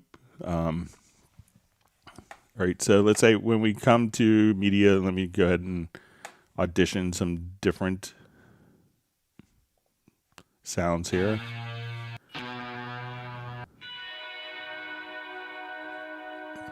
All right, so I think that we have some different settings. So if you're previewing with, so if you're playing it with a project, so let's say you're here, it may align the beats. So let's say,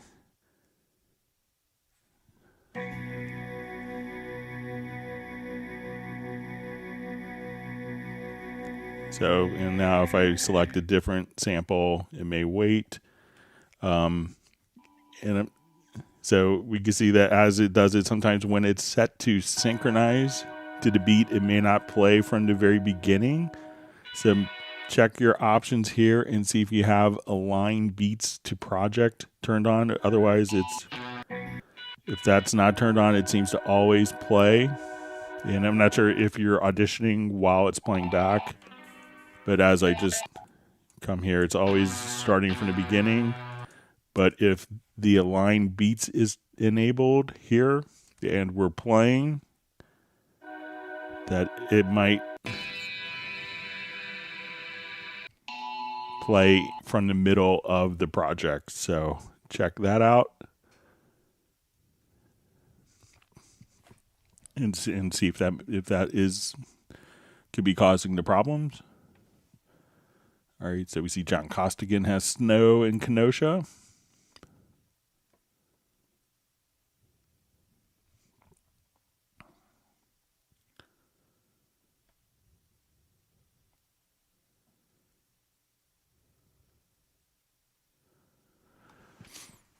All right, so we have a question from Bruce. Says, what is Wavelab for? Nothing in depth, just wondering because it's on sale. So Wavelab, I like to consider it kind of the final, like people use it for mastering.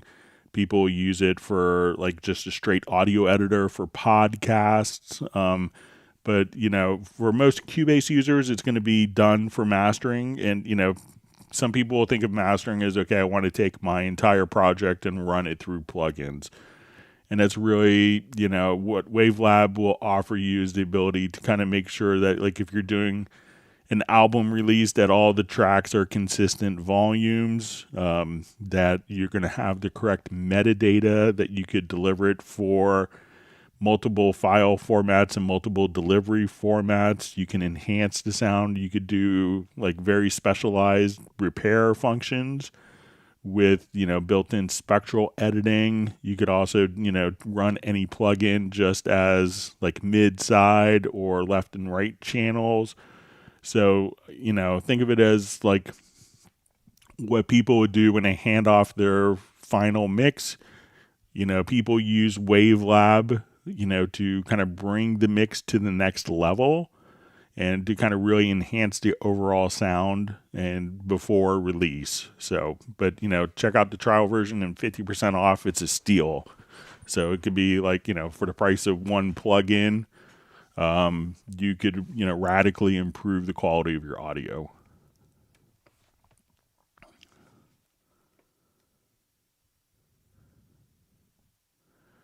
All right, so we have David Griffiths checking in from Wales in the UK. Thanks for joining us.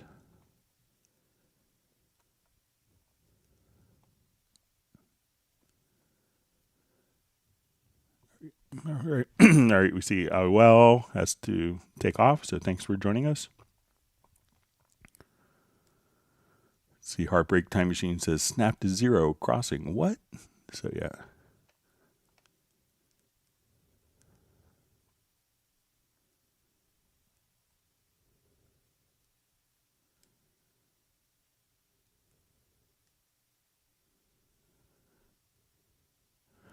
All right, so we see from King Droopy says, hi, Greg, I wanted to ask you a question. When using the Big Mixer F3 and you have the meter bridge active, you can see the gain reduction on the meter bridge when a channel strip compressor is engaged. So I don't think so, but let's see if I'm wrong. All right, so let's say if I'm here, I'll take the bass. And let's take it to the big mixer here, hit F3. And I'll just slide over here.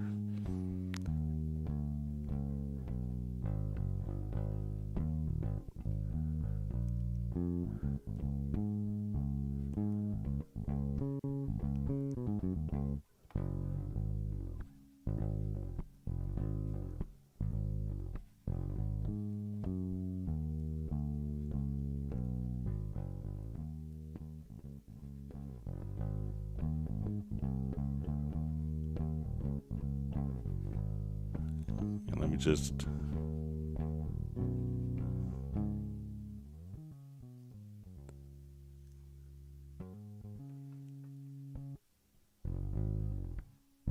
so I guess you can see kind of the bit of the kick down metering there.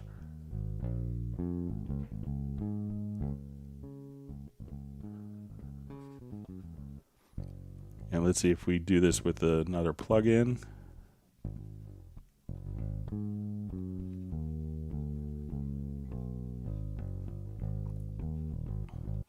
So we're in the same compressor. Yeah, so I guess you can see it with the built-in channel strip.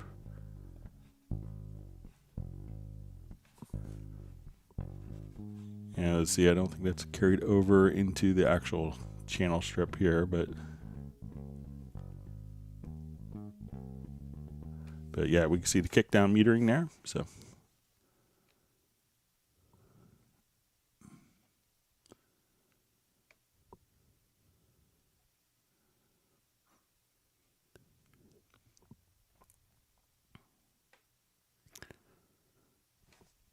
all right, so we have a question from Patrick. It says, I'm working on my first song in Cubase. Usually I finish my production within 2 hours in Ableton, but I saw in Cubase.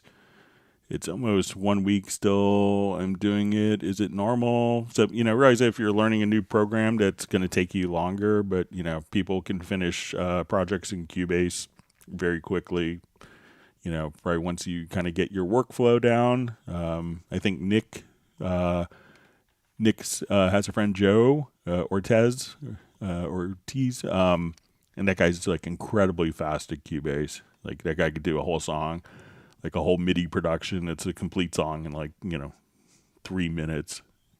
I remember watching him 20, 30 years ago, 28 years ago, and that guy's fast. So don't be discouraged, because you're probably just learning new stuff, and there's probably a lot more features in Cubase as well.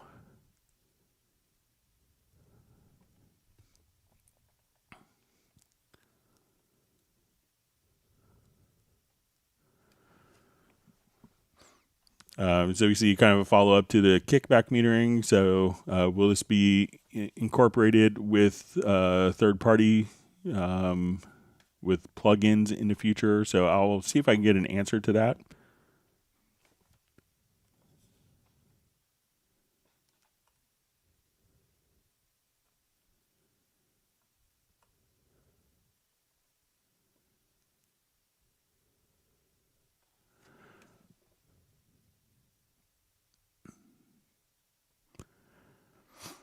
All right, so we see from David Griffiths, why when I add swing to a MIDI event, it does nothing move unless I move MIDI notes to 16th notes like hi-hats. Okay, so let's take a look. And let's go ahead and just add some 8th note hi-hats. Let me just...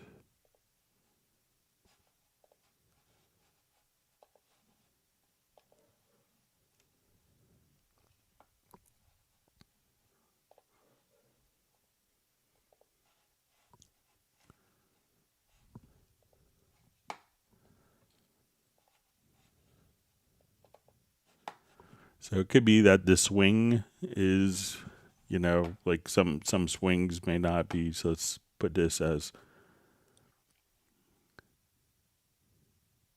hi-hat. Okay, and I'll just do this as 8th notes.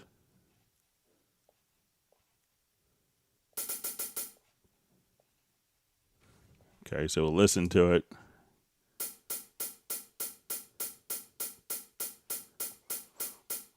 All right, and let's go do...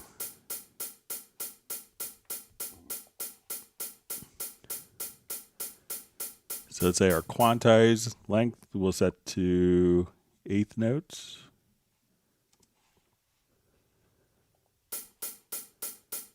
And let's add kind of our swing. So if you're using kind of the... if you're using the quantizer plugin, try setting the quantize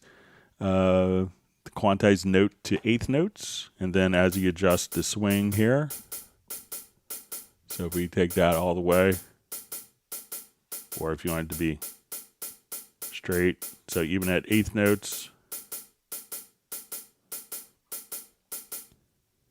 we could just kind of see the so as soon as you get to the quantizer plugin, just set that to 8ths as opposed to 16ths, and see what that seemed to have an effect, David, for me.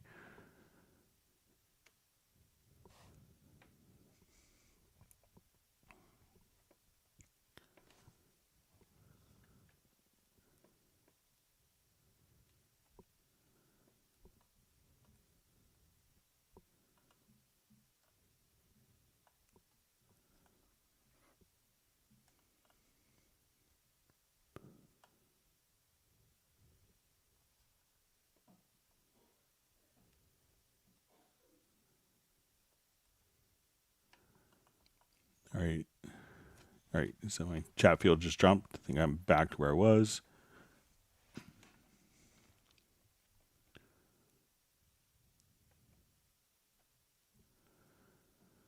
All right, so you see from the Heartbreak Time Machine, has anyone here tried collaborating over VST Connect or shared project? So I know, like, right as COVID hit in the U.S., like the show The Voice, which is a big show in the U.S., like, singing competition, that was all done using VST Connect. They wouldn't have been able to actually kind of done their season without it during COVID. So lots of people are using it for professional collaboration. So.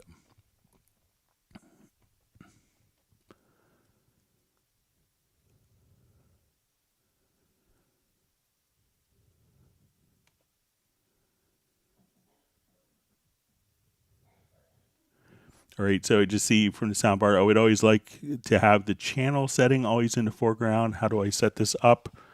So I'm not sure if it's here. So I think that if it's between, I'm not sure if it's the equalizer or this, or if you just want this to always. So if this is always on top, where I could select, different tracks. So if I wanted this to, just be whatever selected track with that always on top, you could just have that set right there. So let me know if that's what you want, or if you want the channel strip on top. So if you always want channel strip as opposed to EQ, it'll just restore to, I think, the previous value. So when you come here, we should see the channel strip. And let's say if I go to EQ and close it, we open it up,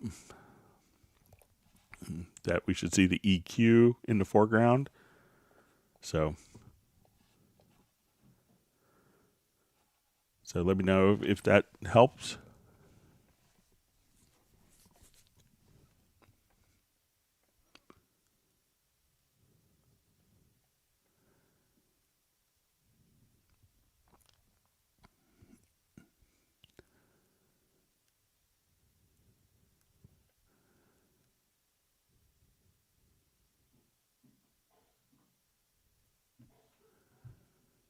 All right, so just see King Droopy just says that I ignored his question. Let me see if I.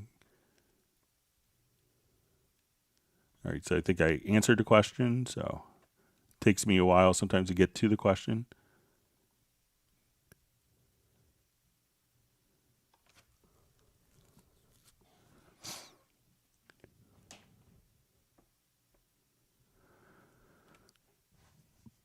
All right, so we have a question from Mikhail. What would be the best way to troubleshoot my Cubase that crashed when I loaded template or session, added different frequency?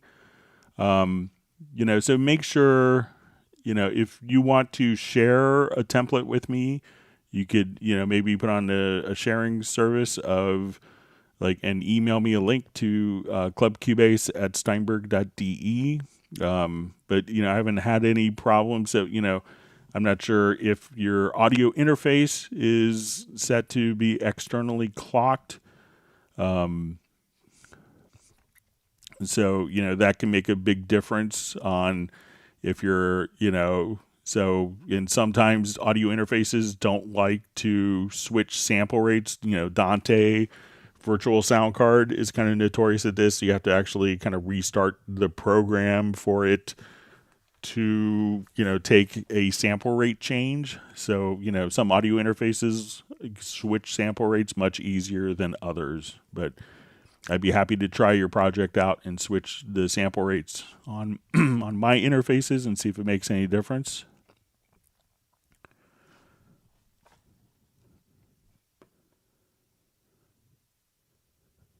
See, Nick is loving his Wavelab version, saying it's awesome. It's great.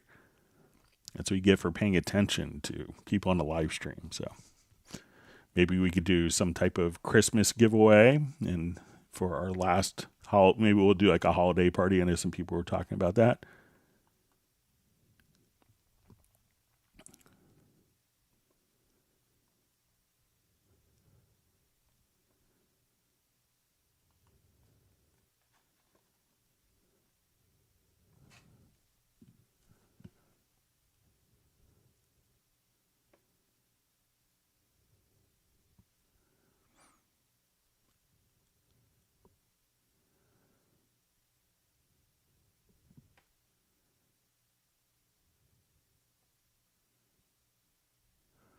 All right, so we see Bob just saying he couldn't upgrade his Cubase SX3 when Cubase 12 came out, but was able to upgrade his Wavelab 6 to 11 for $100 today, so he's super happy. That's great.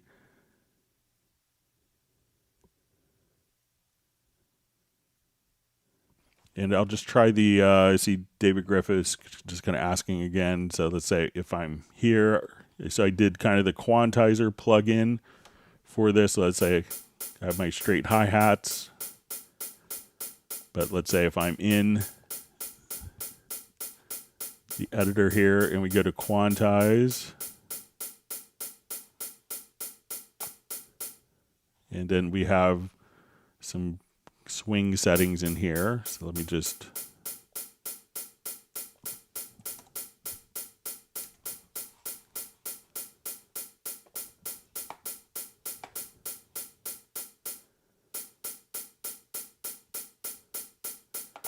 So I'm going to set my quantized value here to eighth notes.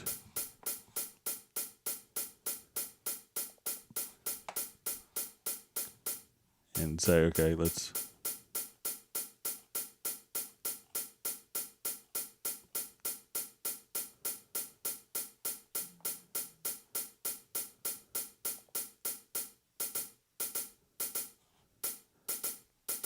So once we hit apply quantize after setting the quantized value there,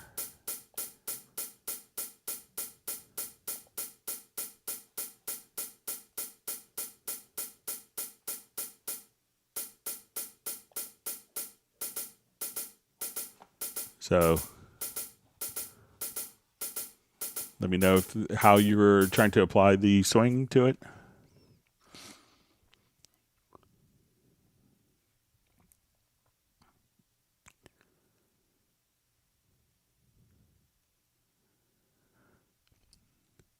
So we see from the Heartbreak Time Machine about the sample rate, says he has to open his Motu manager. So I think the Motu interfaces are kind of set up where it's not really changed from within the DAW. So, all right, wonderful to see Matt Elston on from London. Glad you can make it today. Heartbreak Time Machine says, I've lost count of the number of times I've tried to click Greg's screen. I do it as well sometimes. I'm like, just stop, you know.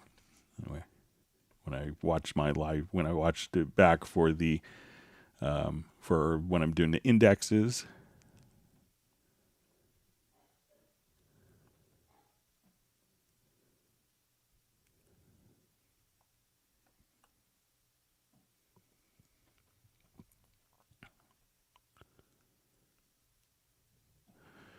All right, so we just see in the media pool, what does status record mean? All right, let's take a look.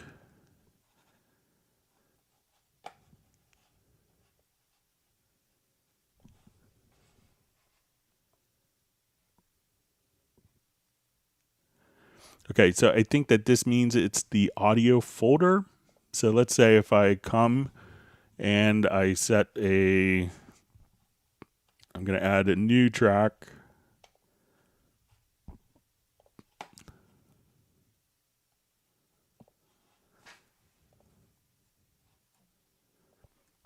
All right, and I'm going to set a different record folder. So I'm going to right click and let's set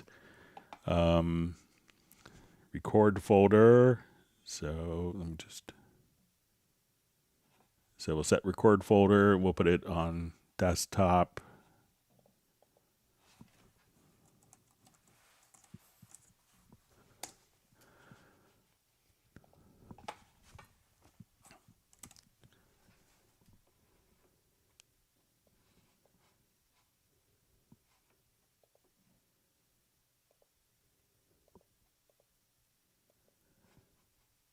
So I think it's just indicating that that is the record folder. So let me just go ahead and record some audio there.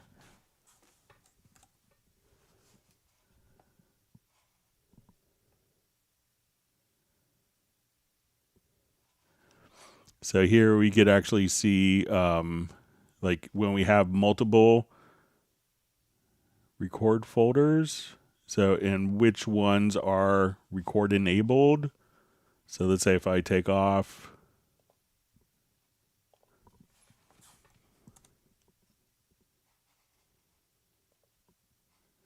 so I think it's just indicating which is the active folder, or what the active, like that's the record folder.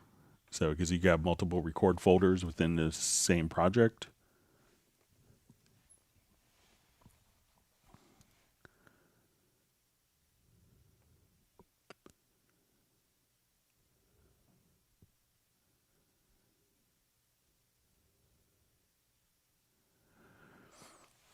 All right. So we just all right. So we see a question from Jeweler the Rocket. I have a project. When I try to open it again because of the different sample rate I'm using, I can't get back to the old project. The timing and pitch and everything out of control. How to get it back?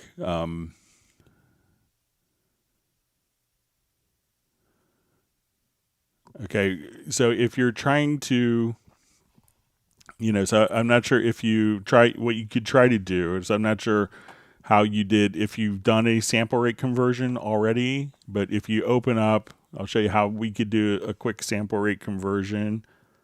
Let's see if I have this project open. Here we go.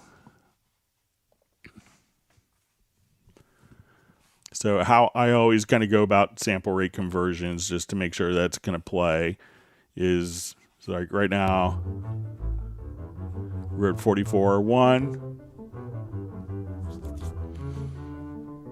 So if I wanted to convert this to 48K and I just played it so you get kind of a basis for what key sonically it's in. All right, so now if I wanted to go to my project setup, so, if if you're doing this, this is a method you could try. So go to your project setup and let's say, okay, I want it to be 48K. Now ask us, do you want to convert the audio files to the new rate? So I want to take the 44.1 files and convert it to 48. And I want to keep the source file. So the original files will be kept. So it's converting the files. And this is a critical one. Do you want to keep the audio events at their sample positions? Choose no, because otherwise it'll be out of time. So now when we come here, all the files are 48K. And it's the same pitch, so we didn't change the pitch and not doing like weird sample rate issues. We're just playing slightly one semitone out. So again, go to your project setup and try switching your sample rate here. And then, you want to say yes, yes. You may get prompted if you want to render files or musical mode. Choose yes, but the last one, keep samples at their sample position. Choose no. If that should do it for you.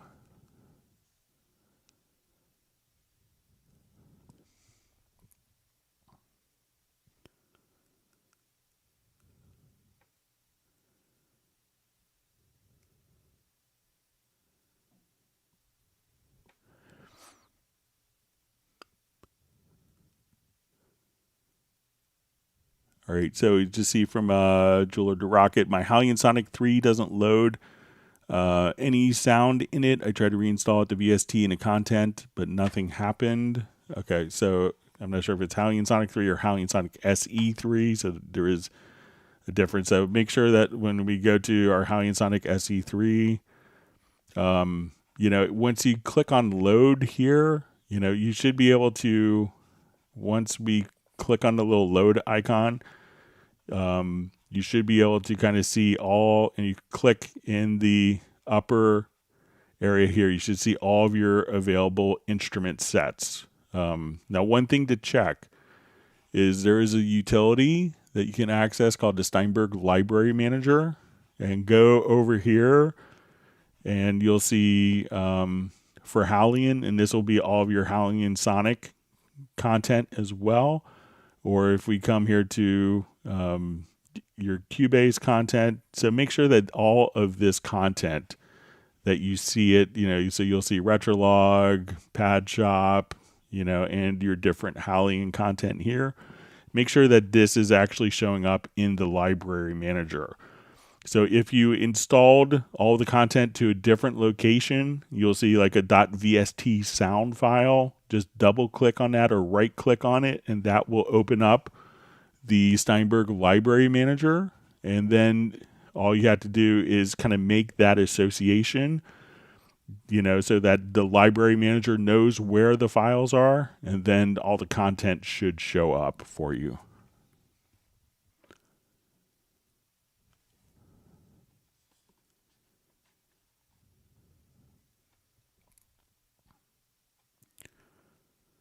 Okay, so we see David Morris has questions about creating mono tracks. All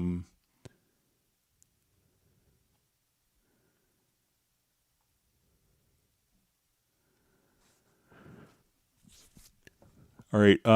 So we just see a question from David Morris. How do you convert a kick or bass to mono? So, if you're just recording, so I'm not sure if you wanted to do it as, like, let's say if I have a bass file here, let me just go to a different project.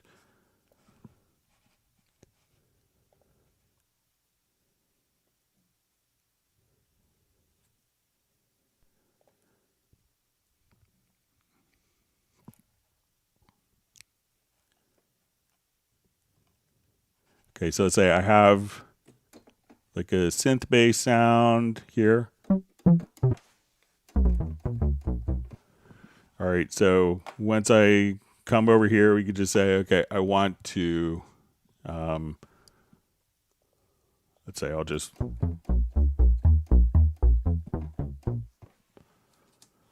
okay, so, and I'll just take off my,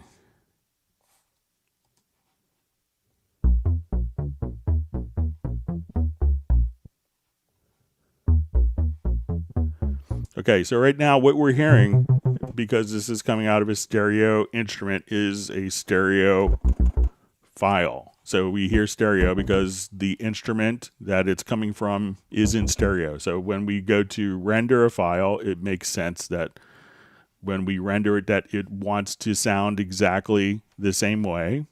So we will come over here and we'll choose channel settings and we render, and now it will automatically, when we render the file, I'll do it one more time without that we will have a stereo file because the instrument is outputting stereo. So, but if I wanted to come and let's choose an export audio mix down, here we could choose, I want to take my synth bass part and let's do a mono down mix, and we'll choose to create an audio track. So now we can just have a mono file that's automatically created. Just so if you wanted to change the characteristics of it, just come over here and do an audio mix down and export as a mono down mix. But realize the intention of like rendering in place is to have it sound exactly the same. So if it's actually going out of a stereo source, it should render it as a stereo source so it doesn't sound different when you render in place. So, but if you wanted to specifically export it as a mono source, just choose mono down mix in the presets.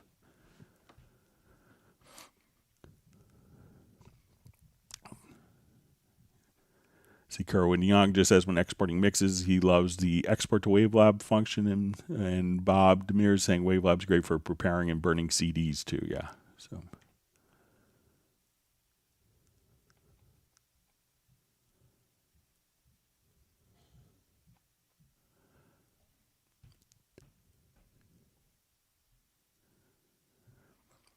All right.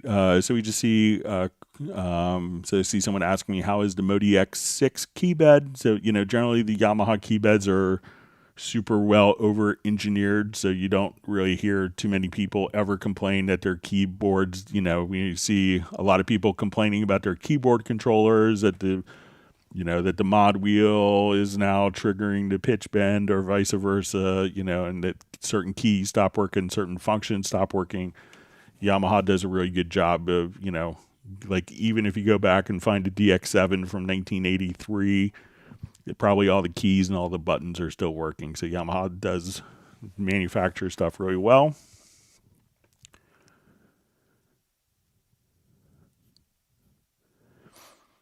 All right, so we have a question. Does anybody know how long the Cyber Week sale will go? So I think it might be through the 30th of November, but I could be wrong, and you may see the dates on the promotion. And Gerald Ely is just saying November 30th as well.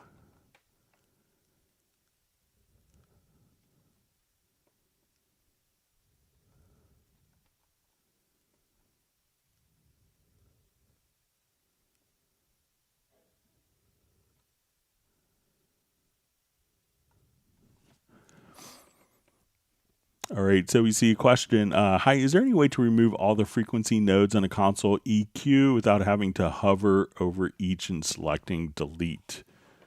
Okay, so let's take a look at it. So let's say we're here.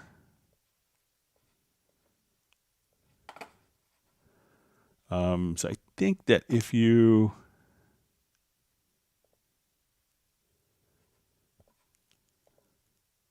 that there is maybe just a quick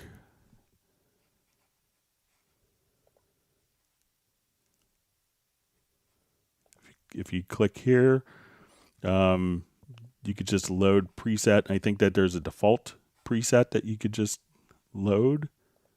So look for maybe default preset if you don't want to do that. I mean, you could always just, I'm not sure if you're choosing this, so if you have multiple bands all selected here, like so, it could be just click in the upper right hand corner. And then at this point, you could just go to default preset, and that will flatten it out for you.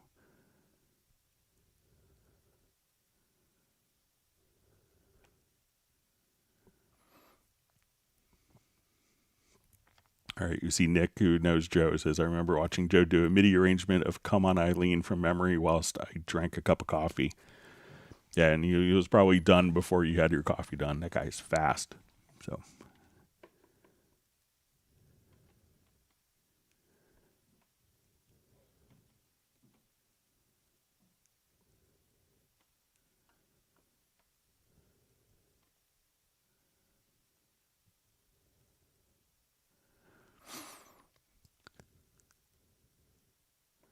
All right, so we just see from the sound bar, it says, sorry, been away for 30 seconds. I missed it. I would love to have the channel setting always be in the foreground. How do I set this up? So if it's like with the channel strip, I think it's whatever the last state is. So when you come over here, go to a new project.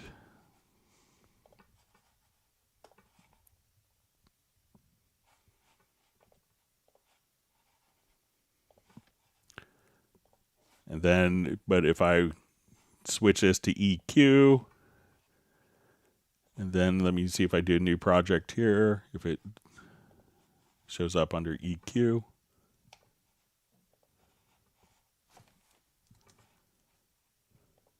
So it's kind of whatever the last active state was of the channels, if that's what you want, the channel strip view by default.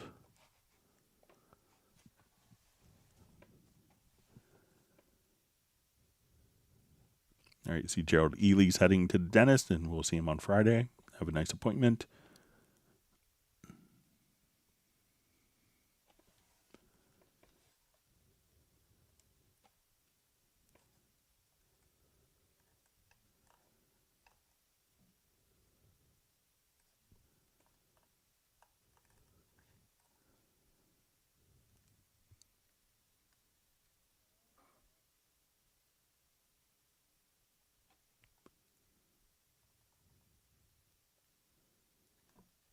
Okay.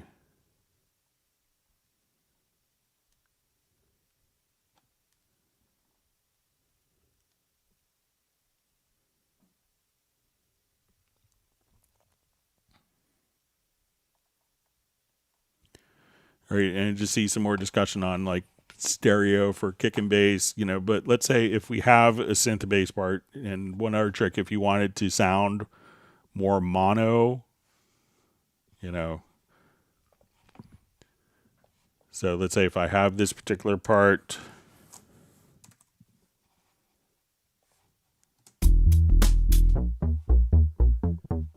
so let's say it's stereo, and we could come over to the panner and just do a combined panner.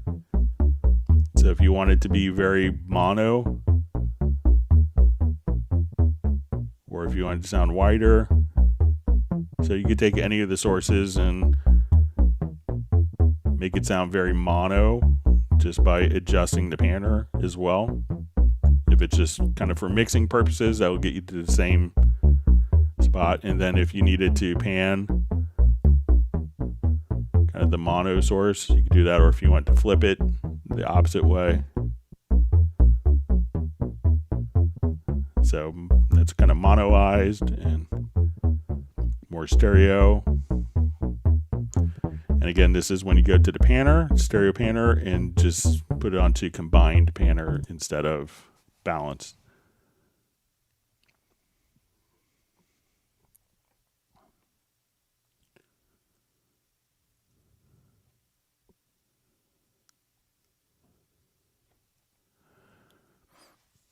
All right, so we see from Chaser, hi Greg, question please. Let's say I have an audio and I chop it all up, then mute some parts, etc. Is there a shortcut to select the unmuted parts in QClick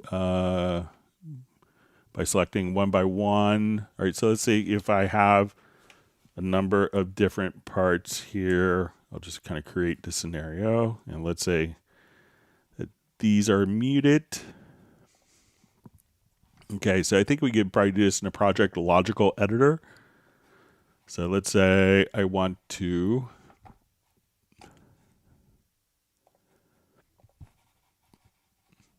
we're going to say media type is equal,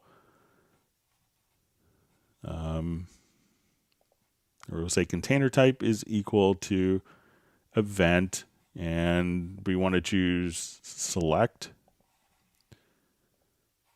And we'll say property is set to event is muted.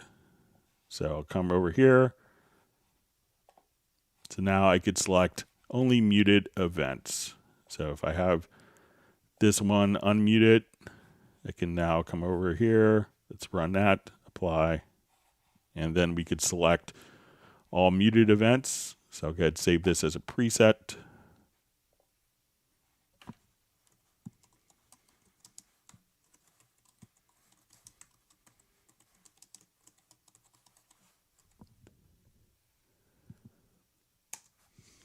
So let me know if that's helpful for you.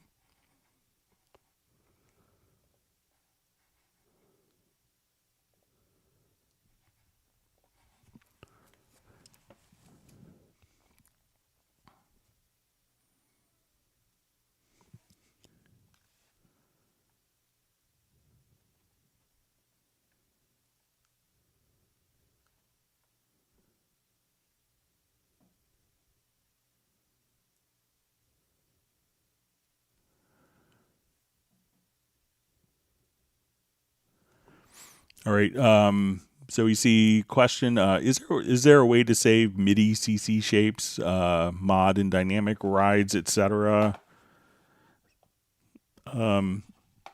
So sometimes people will just come over here. Let's say, okay, I wanted to enter in, let's say, modulation.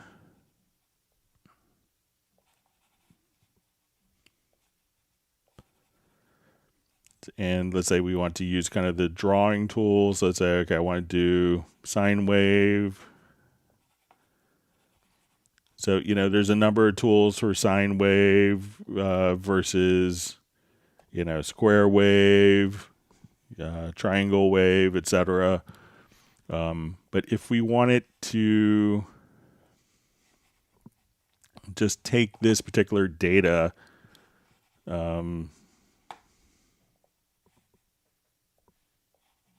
so let's say I have a bunch of notes. I'm going to delete the notes.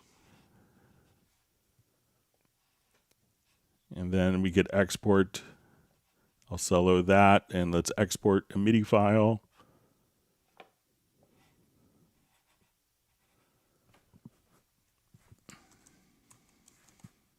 So it's going to be containing the actual data. So let's say, okay, we'll come over here, and now let's import.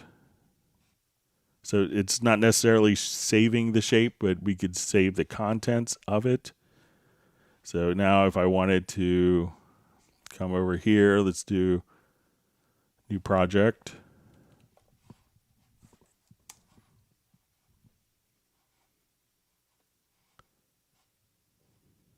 And we could import the MIDI file.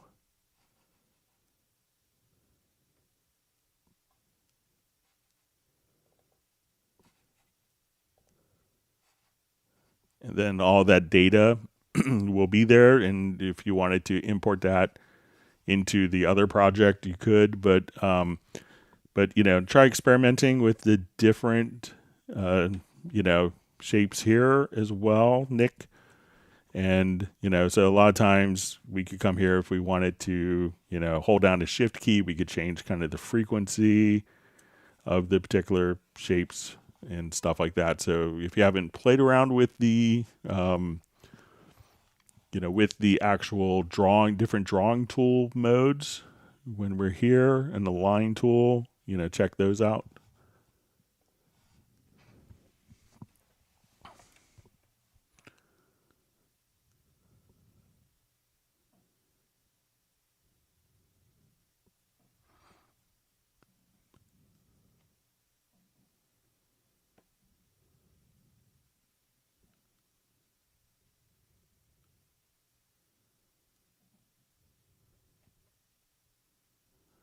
Okay.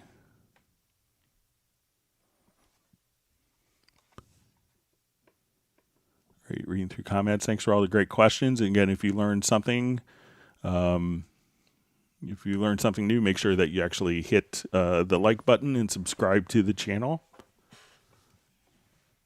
That allows us to continue offering this as a service.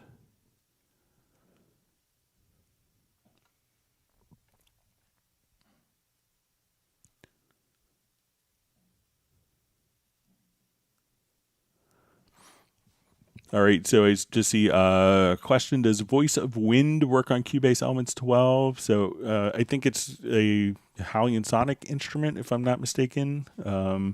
So you should see it when you open up Hallian Sonic SE. You should see kind of all of the different libraries that you have directly there. So a lot of the content is just plays back in Hallian Sonic SE or Hallian Sonic or the full Hallian. So.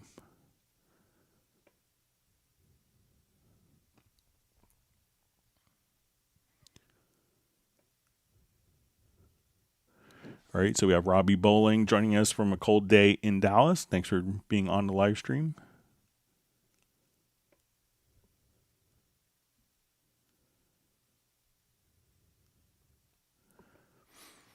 All right, so we just see question. I wonder if there's a macro to lower the CC1 information, for an example, by 20%. So, all right, so let's say if I come here and I have modulation data. So one way of doing it is to, select all your modulation data and drop it down like that. But if you wanted to do it by a specific range, we could do this. I'm sure we could do it in the logical editor. So let's come to our setup. And we want to choose transform. And we want to say type is equal to controller. And let's say value 1, so the controller is going to be equal to modulation. And what we want to do is to say, okay, we want to take value 1 of that controller and multiply by 0.8. So now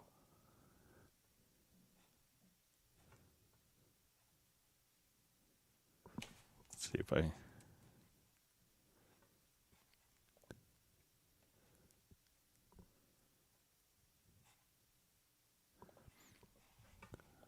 all right, so or value 2, I think, we'll multiply by 0.8.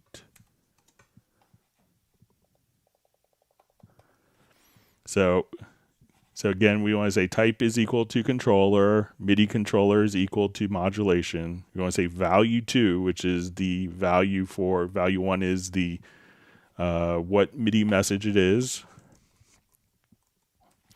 And then we want to multiply by 0.8. So I'll just go ahead and save this as a preset in case we have to get asked this again.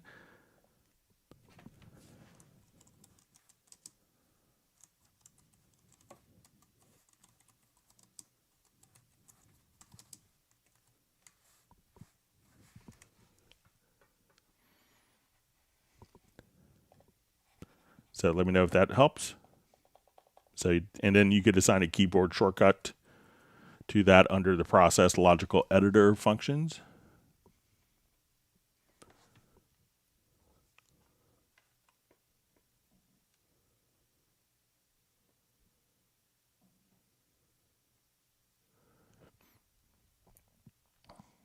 All right, so Robbie Bowling asks, was watching a demo where normalization was used to enhance or do gain staging. Thoughts? Yeah, so realize that, sometimes when you normalize stuff, it may take away some of the dynamic range of it. But sometimes if you need like a specific, you see people going crazy trying to mix their mix down file to a specific loudness unit. And, at that point when you're kind of like really close, but you don't want to necessarily fall for being rejected because, you're minus 13.9 LUFS as opposed to minus 14, then you could, just very easily come over and do processes to normalize.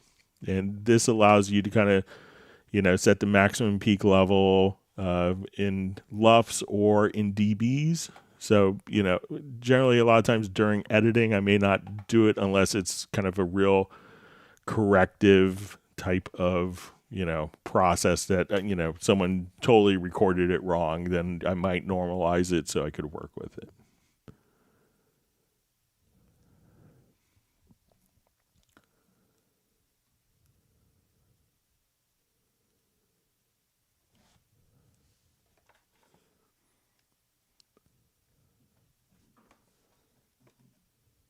All right.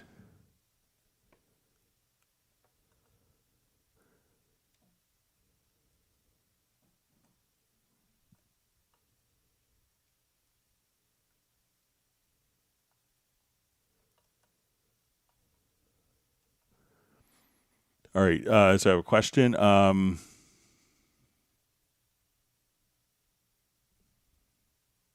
so we see the kind of chasers repeated his question. So I think we covered that with selecting muted events.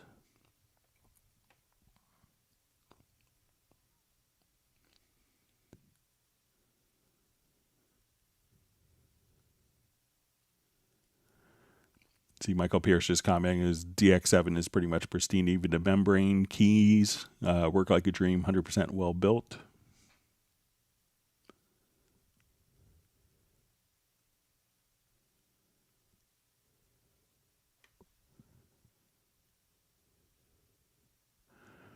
All right, so we just see Patrick just saying, thanks, Greg. Comparing to other DAW, I feel like Cubase is making things complicated unnecessarily. Is it intentional or am I feeling like that? Because Ian Kirkpatrick said to me in algorithms, Cubase is the best. So realize that, when you get into particular situations that, people, may have 5 different approaches to one thing. And we want to try to provide and accommodate all the workflows for different, for different people. So if you're, if you're Ian Kirkpatrick, that you have the same DAW as Hans Zimmer, and you think that the program works for you, or Michael Wagner, or Eric Johnson, or different performers or musicians, or that you need to be able to have it so that blind people like Stevie Wonder can run it. So, there is flexibility. You just have to kind of, I think once you get your workflows defined, that it'll make sense for you and you'll be able to work really fast how you want to work, as opposed to a predisposed workflow that's kind of mandated to you where everyone is using the same tools in the same way. So you could be very creative with Cubase, whereas other programs, everyone does the same thing and wonders why everything sounds the same.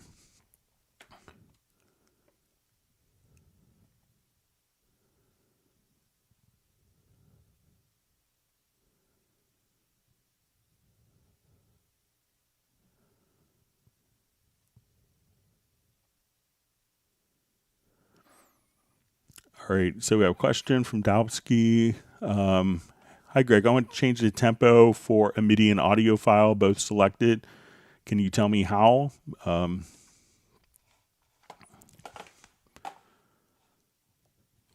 right, so let's say I'll do a quick.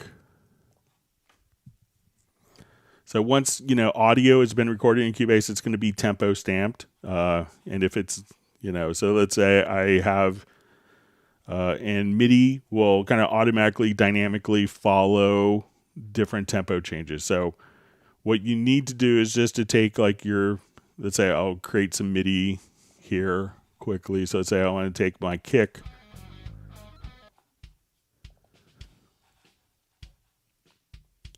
And I'm going to create MIDI notes.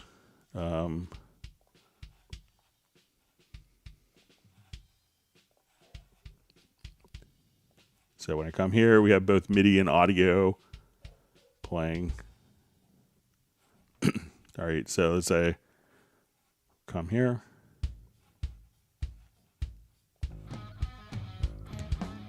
So if now that all these tracks, if I select all of my audio and we place them into musical mode, I could just come to my tempo. So I have my drums playing here. So let me just bring this up to make it a little louder. My kicks.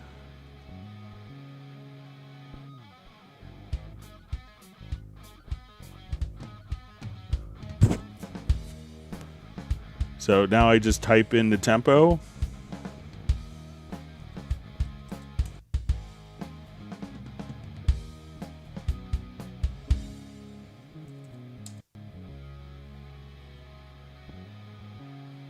So now we're at 88 beats a minute. So my MIDI and audio are just perfectly in sync. I want to go to 144.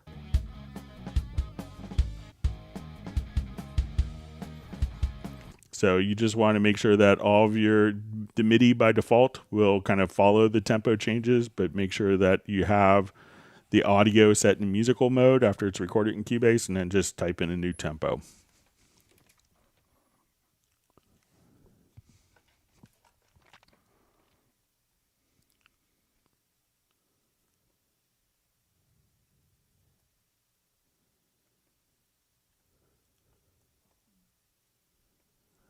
All right, so we see from Rafa Panda, just saying hello.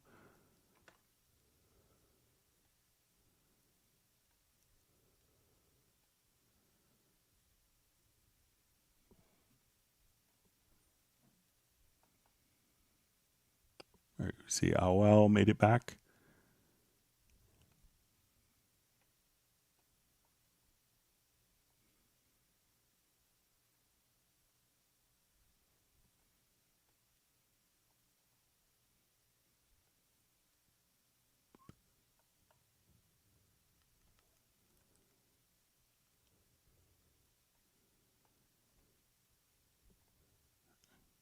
All right, reading through comments.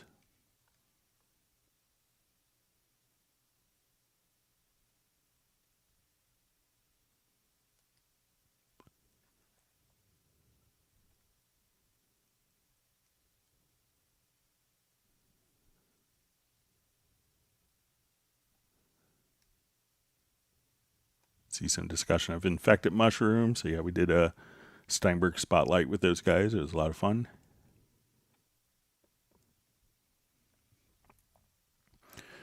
All right, so we see, Greg, is there a function to humanize MIDI events? So yeah, so if we want to go to the MIDI track itself, we'll see MIDI modifiers, and here we could choose to randomize position, or we could have a different randomized target of velocity. So here we could just choose to kind of randomize your different events on playback. So, and if you don't see the MIDI modifiers, just right click, and at that point just make sure that you go to that MIDI modifiers is checked, and then you could have different you could adjust the velocity, but you could have randomized position, pitch, velocity, or length.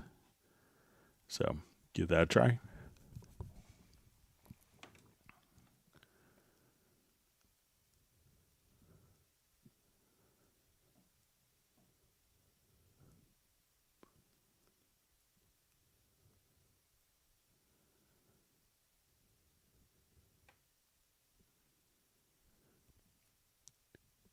So we see Graham Witcher says he really likes yellow. So yeah, one of my friends used to do all their production work. He went on to work with Euphonics. All right, so I think I'm at the end of the questions. Let's see how we're doing on time. All right, I know we had some questions that were mailed in, so let me get to those. Thanks for all the great questions from everyone.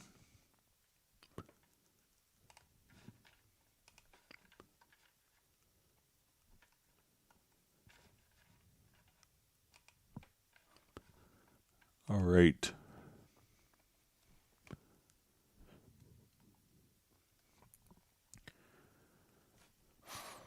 All right, so we had a question. Hi, how to bypass all channel inserts using the Project Logical Editor? Okay, so let me just go ahead and load up some channel inserts here when you look at the mix console.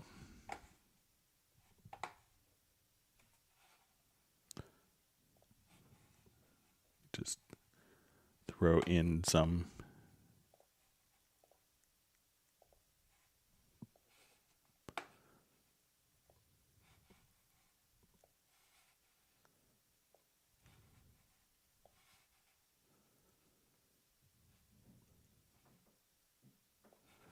Okay, so I have all these particular channel inserts, and let's say just kind of like during the mix, I wanted to be able to bypass all of them without having to turn them all on and off or turn them off globally for each track. So I just want to take all my inserts and turn them off. So let's go to our Project Logical Editor. So go to Project menu, to Project Logical Editor, and I'll just remove this. So we want to transform, and we're going to say media type is equal, container type is equal to a track. And let's go to track operation and say we want to go to inserts bypass, and I'll set this to toggle. So right now I see all of my inserts. I'll just activate this. So we'll see all the inserts currently on. So now I hit apply. All the inserts are bypassed, and now I could just kind of hit that one function, and that will turn it off and on, just like that. And if we wanted to do only on selected channels, as opposed to, so if we come here, I only want it on the selected channel, what we could do is come over and we could add a different condition, and we'll say property if is set to track is selected. So now if I only wanted to bypass inserts on a selected channel, like this channel here, we can now just hit apply, and it's not going to affect the other channels.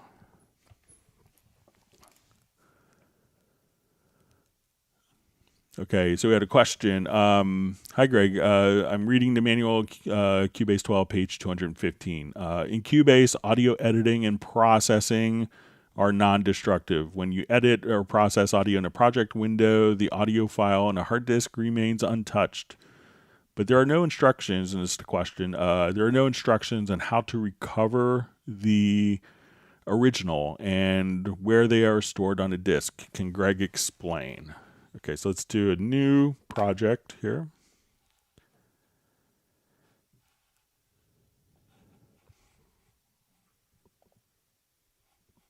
All right, and I'm just going to put it into a new folder here. So we'll call it November 15th.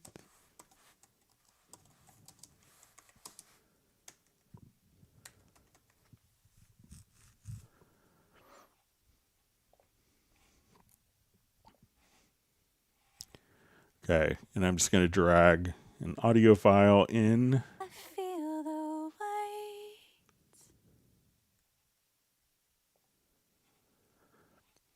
Okay, and I want to put, let's say I'm going to do, so right now I've dragged my audio file in. Let's take a look at that folder that's on the system. So we'll come over and go to Documents.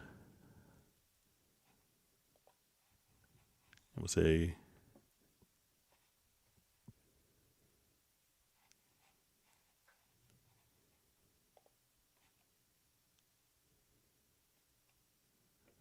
just check the project folder again.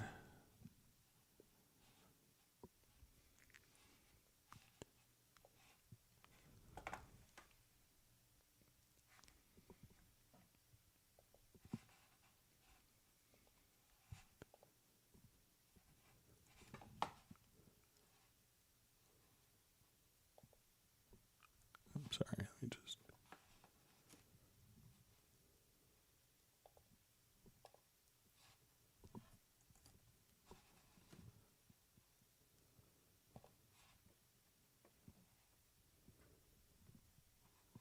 Okay, so here we are. So right now we have an audio folder and an images folder. So the waveform is in the images folder, and in the audio folder we have the audio file that we dragged in. Okay, so now we listen to this. It'll be a dry vocal. I feel the way. So I'm gonna go to my offline processing and let's apply a reverb to it. So we'll come here. So now we listen to it. I feel the weight. Okay, so let's go back to our folder now. And we notice that on this particular folder, there's a file called edits. So I'm going to drag this file into our project. And when we do this, we listen to this file, and this may be. I feel the weight. So the processed folder goes into the processed file is placed into the edits folder. So I'm going to take this, and if I wanted to swap out the original for this processed file, what we would do is just go to, again, the offline processing, and you can hit F7 for that. And I'm going to remove, so I'm going to right click on the file. I could see all of my processes here. I could right click and I could just say delete all. And now when we do that, the original file is substituted for that file. So if we listen to the first file, this will be dry. I feel the way. And we listen to the processed file that we copied out of the edits folder. I feel the way. So that way, so when we look at it, as you do an offline process, it moves from the audio folder and it creates that audio edit into an edits folder. And from that edits folder, that's where it plays back from until you come over and choose to go back to the original processing when we actually just, so let's say I'll just,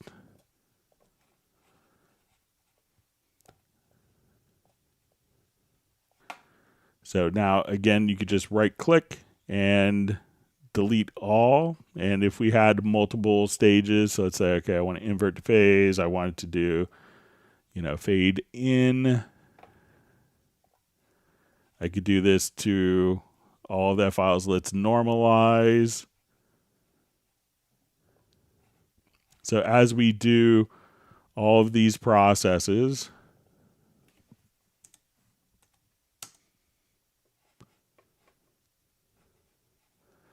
and we look at it, it doesn't store, we go back to our edits folder.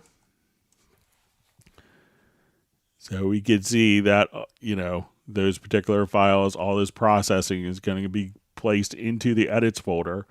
And then when we come back here and I choose to delete all,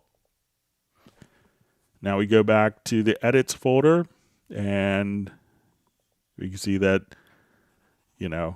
it'll just simply go right back to where it was. So the process file gets placed into the edits folder. Okay, so we have a question. I upgraded from Cubase 11 to Cubase 12 and was looking for a way to move over the Houston user commands. I tried using profiles, but that did not work. There's more info and screenshots on the forum.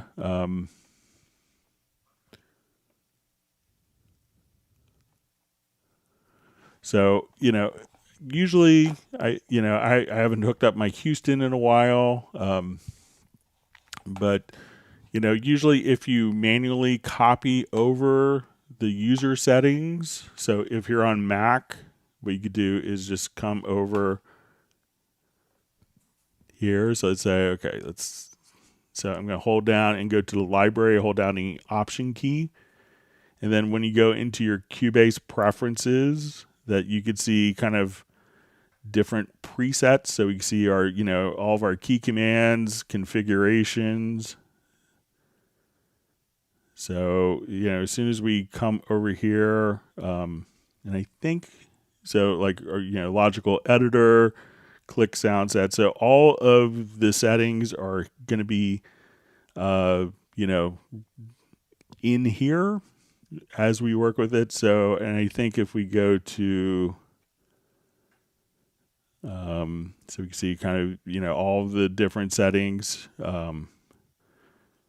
So it's probably going to be in one of those files. So if you copy this over from Cubase 11 to Cubase 12, that should automatically copy it over for you. But if you're on Windows, how to get there quickly to this particular folder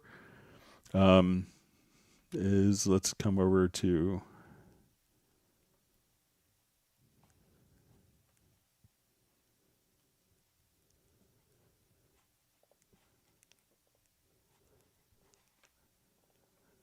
like if you go to the Start menu here and then go to this Cubase 12 and then go to the User Settings Data folder, then you should see all of the preferences there. So a lot of people will just manually move that over from Cubase 11 to Cubase 12.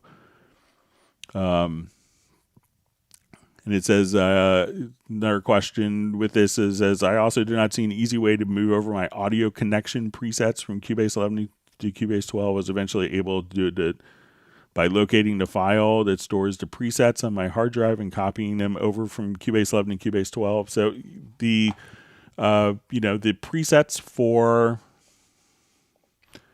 that we have for the audio connections, that is stored and transferred over from the profile manager. So, but sometimes if you make sure that you actually, when you're dealing with the presets, that maybe you physically save the preset here instead of just sometimes people will have everything set up and not change it, but not have the preset saved. So make sure that in the preset area that you have that particular preset saved.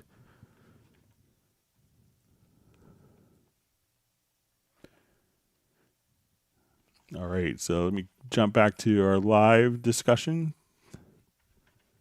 Thanks for all the great questions.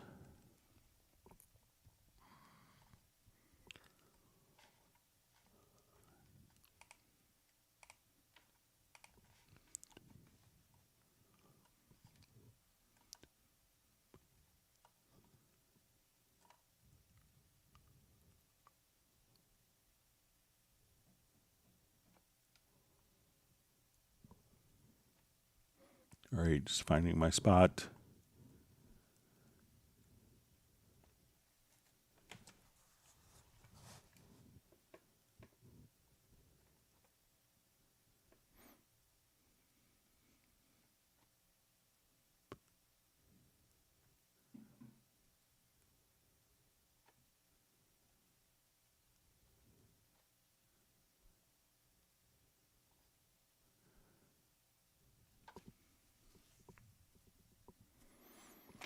All right, so we see from Secret Studios, Jay says, hi, Greg. I'm wondering if any stuff now on sale using the Steinberg licensing. Sorry if it's been asked. I just got home from getting Rose's staples removed at a post-surgical checkup. So we hope your appointment went well. So on the items for sale, so Dorco, Wavelab, and Spectra Layers are all on the Steinberg licensing.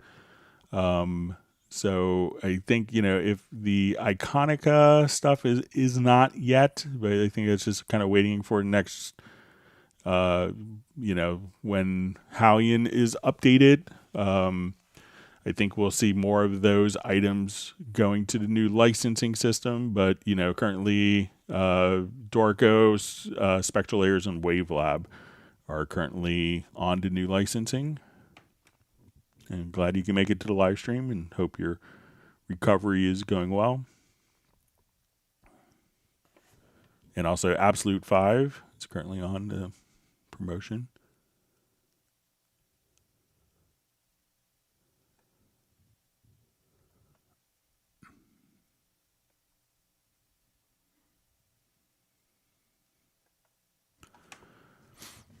All right.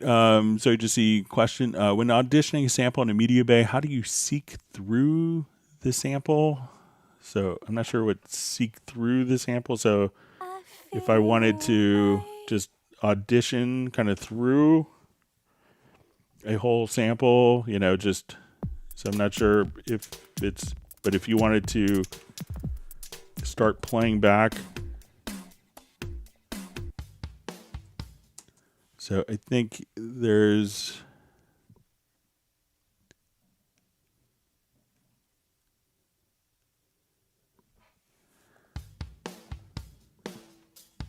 so I know you can come over here.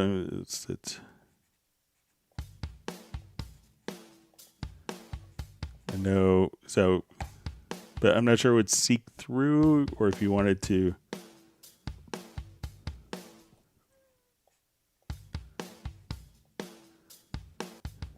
So I think if we wanted to only play like a specific region of it, you could do that and then copy that region onto. But let me know if I'm pretty sure I'm misunderstanding what you mean by seek through the sample.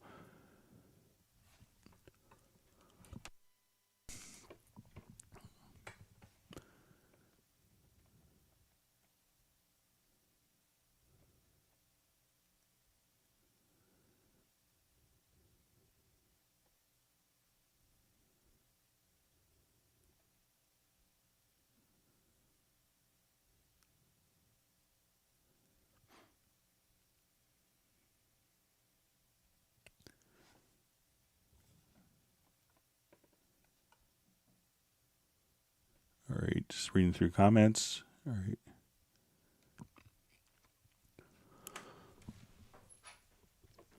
Oh, excuse me.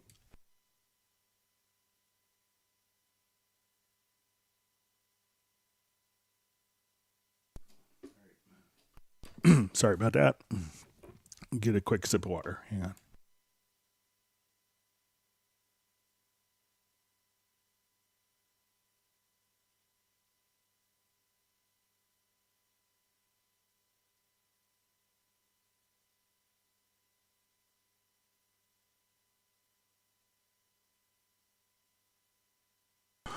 All right. Sorry about that. All right.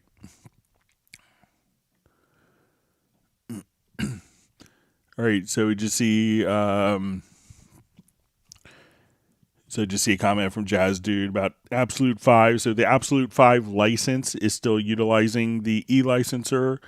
But if you have standalone, and I see Jazz Dude just mentioning, I bet it still needs a USB dongle for Howling 6 and Groove Agent. So if you have Groove Agent by itself, that is on a new licensing system. But if you buy the Absolute Collection, that's going to be one license for all of them, and that hasn't been updated to the licensing system yet. So they're working on it. So, and they initially said it would be, up to 18 months to 2 years, and it's been about 11 months. So I think that they're kind of ahead of schedule for licensing. So just, be patient.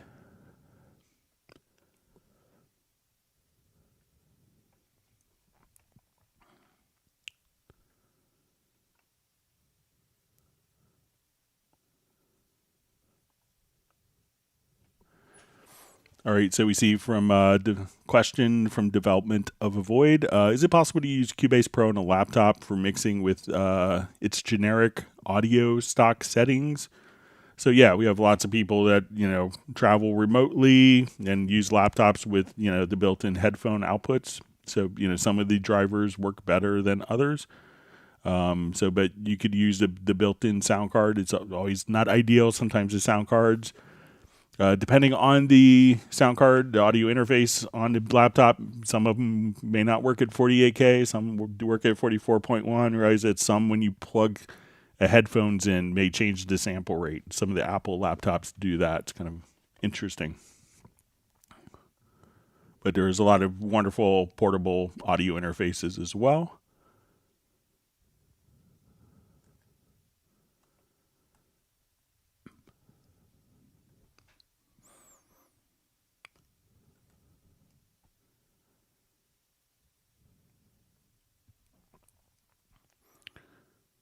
You see Jazz Dude just says he just copied his Cubase 11 folder, the hidden one, and renamed it to Cubase 12.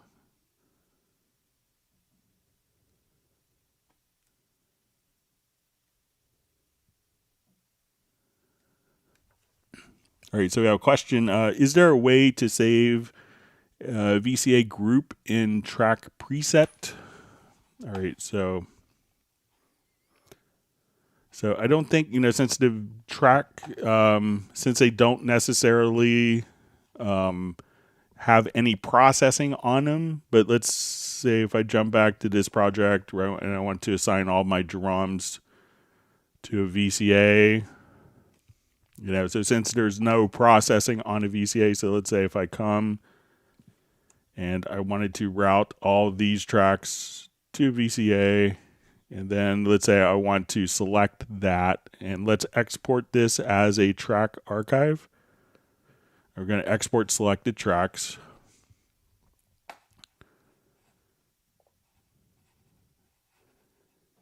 I'll put this on the desktop.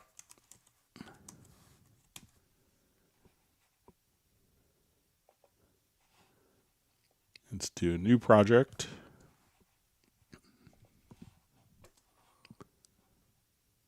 And let's import the track archive. And see if the VCA is included. So it looks like it is. And so if you select, so since the VCA itself doesn't have any processing, it's not going to be saved as a track preset. I'll try, but I don't think it's going to, which would make sense. But if you wanted to associate that with, and let's say if we save this as a multi-track preset with all of the routing. So let's make sure it's selected, and then I will choose Save Track Preset.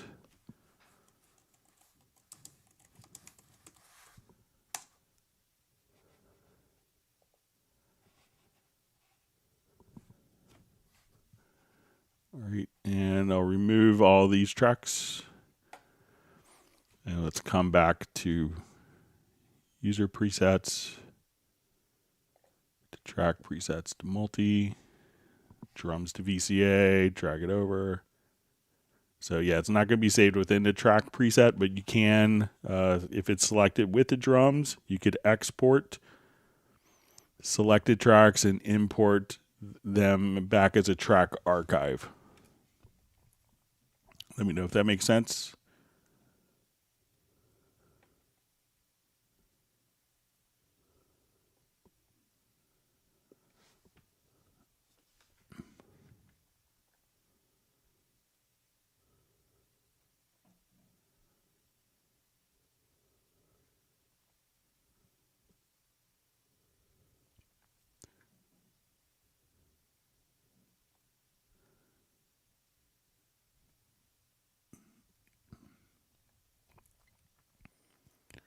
All right, just reading through more comments.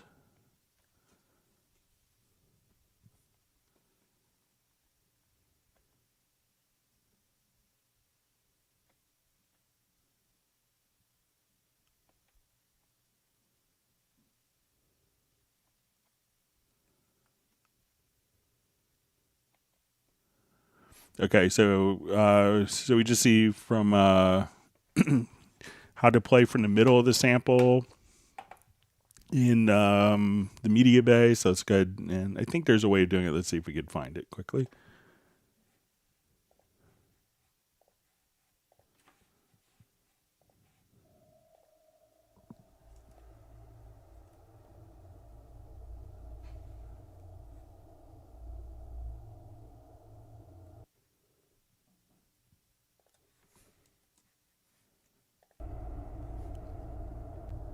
So if you, let's say, if I just come to the top here, so let's say, and I have a line beats off, and let's say autoplay. So now I could just click.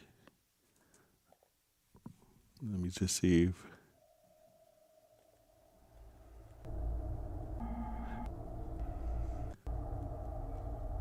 All right, so if you have a line beats off, you can see that it'll turn into a pencil tool. And then if you click on the top part and click with the pencil, that you could play the audio directly from anywhere that you click.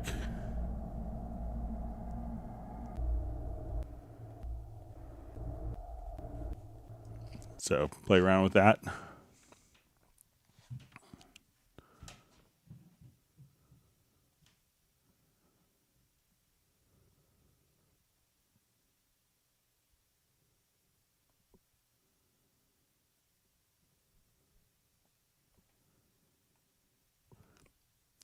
So I see Best Cream Jesus just saying you're having some issues with your computer, but if you want to email me, I'd be happy to kind of remotely take a look at it for you.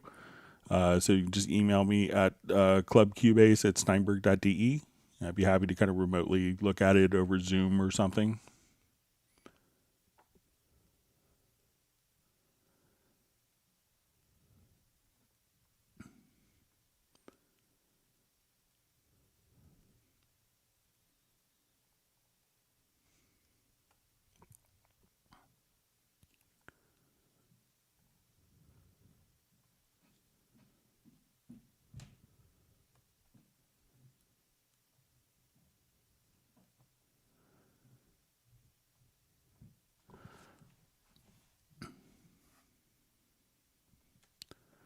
All right. So we see, hi, Greg from Columbia. I have a question. I use Waves Tune for pitch on vocals now in Cubase 12 Elements. I have the problem that there is no rewire. Is there a way to fix that? So rewire is kind of an abandoned technology from Reason Studios or Propeller Heads. So it's not being developed anymore, and it's not working on many computer systems. So, so there's probably other ways for Waves to work on it. There's many other tuning solutions that work without rewire. So, so you may want to contact Waves. So it's kind of been a known issue that, the company that developed Rewire kind of abandoned it, unfortunately. So.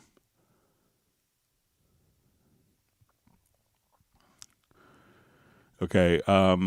So you just see from Patrice, I would also like to remove the Grand Piano 3. I don't use it. I want to save disk space. Disk space is another issue. What to save on internal disk or external. So once you go to the library manager here, we could just say, so if you have the Grand 3, if you wanted to, you could choose to remove it or to move it to a different hard disk if you want. So, and this is a utility that's just installed with Cubase. So, and this will allow you to kind of manage your different sample libraries. So you could just move the Grand, remove it or move it to a different disk. So.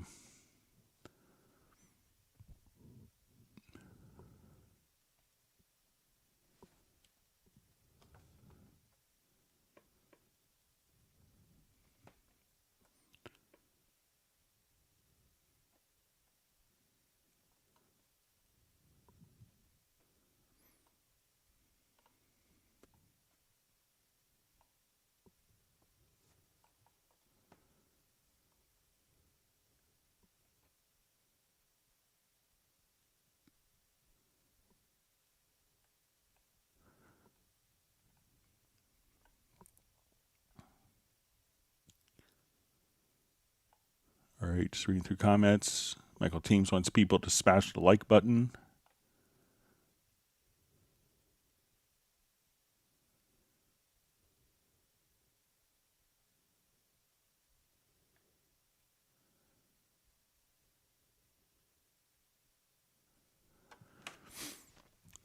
All right, so I just see,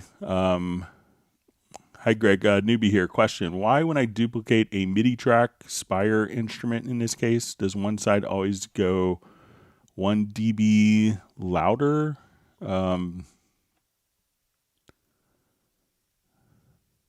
So let's say I'll just, we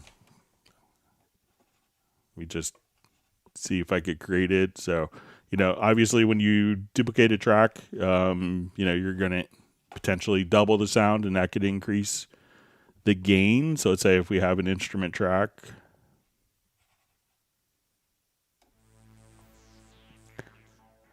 all right, so let's come.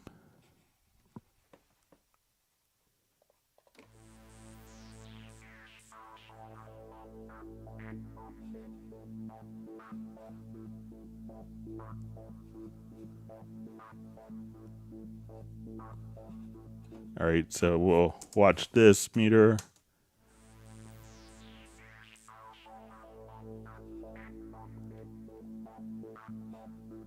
Or I'll just do something that's more straight. Let me just, something that's easier to, I'll just do like kind of a straight sine wave and retro log here. All right, so say I'll move this down so we play. All right, so we're roughly minus 12.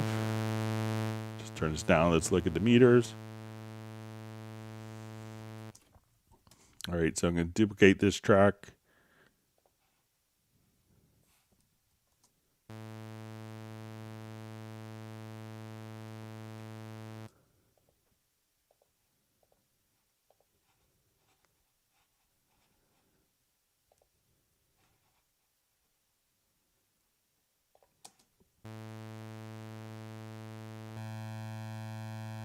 So, as we're doubling sources, you can expect an increase in gain. So, but let me know if you see that with all instruments, but I would expect that if you double the instrument that the gain would increase.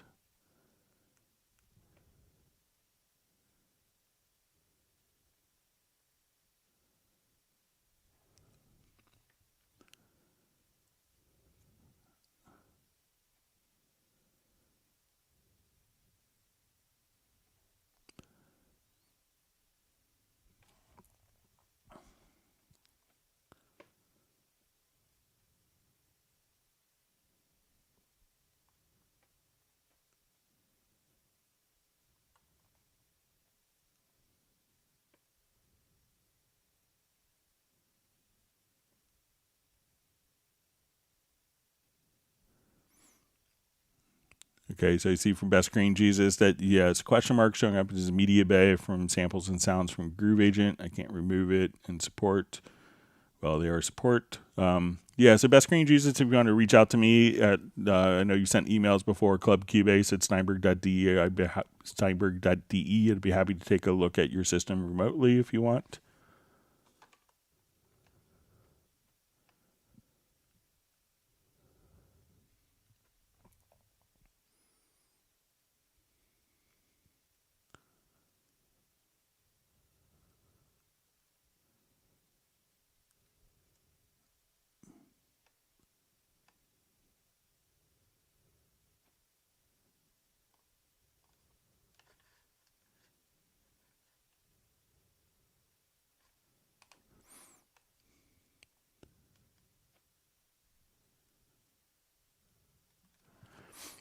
All right, so we just see from Patrick, can you show us how to bypass automation on third-party plugins, like turning on and off the plugin through automation? I use that most often.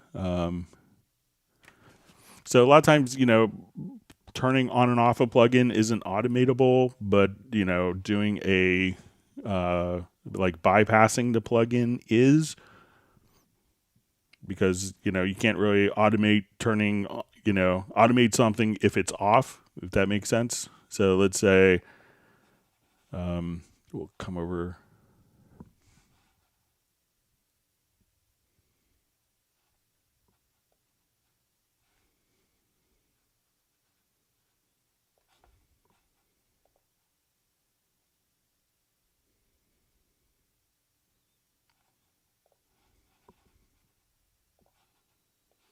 All right, so let's say if I have throw something obvious on.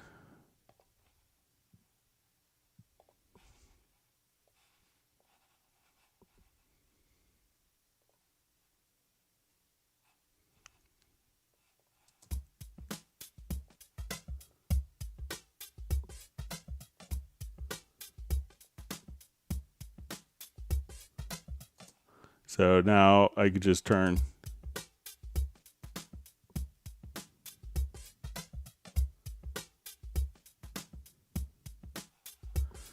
So try just automating the bypass, because, if the plugin is physically off, then it's not going to respond to automations, but the bypass will.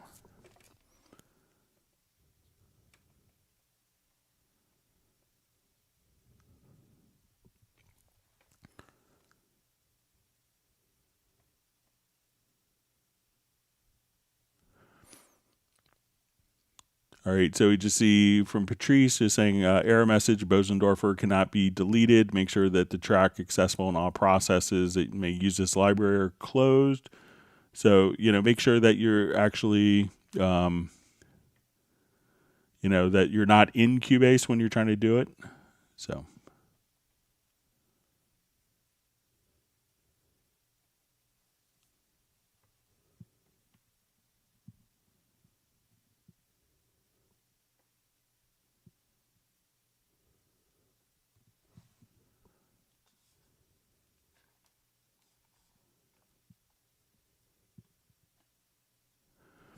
All right, so from Patrice, it just says, hey, Greg, can you write in the chat how to contact you? So you could email me at clubcubase, CLUBCUBASE,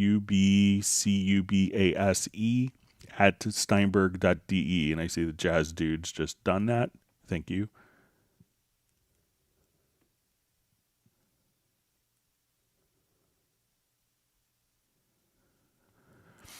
All right, so we see, hey, Greg, how can I change right side control room and meter? I just have VST and media. So it could be, depending on if you don't see these settings, it could be that you have maybe Cubase Elements or Cubase Artist. Like Cubase Artist or Elements doesn't have the control room and maybe some of the advanced metering stuff. So let us know if you're running Cubase Pro.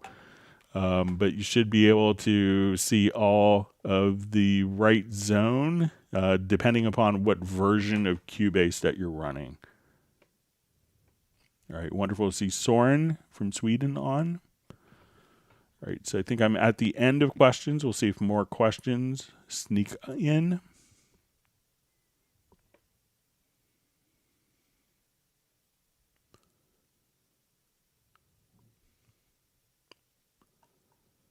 Glad you could join us, Soren. Yeah, so Martin, if you could let us know which version of Cubase it is.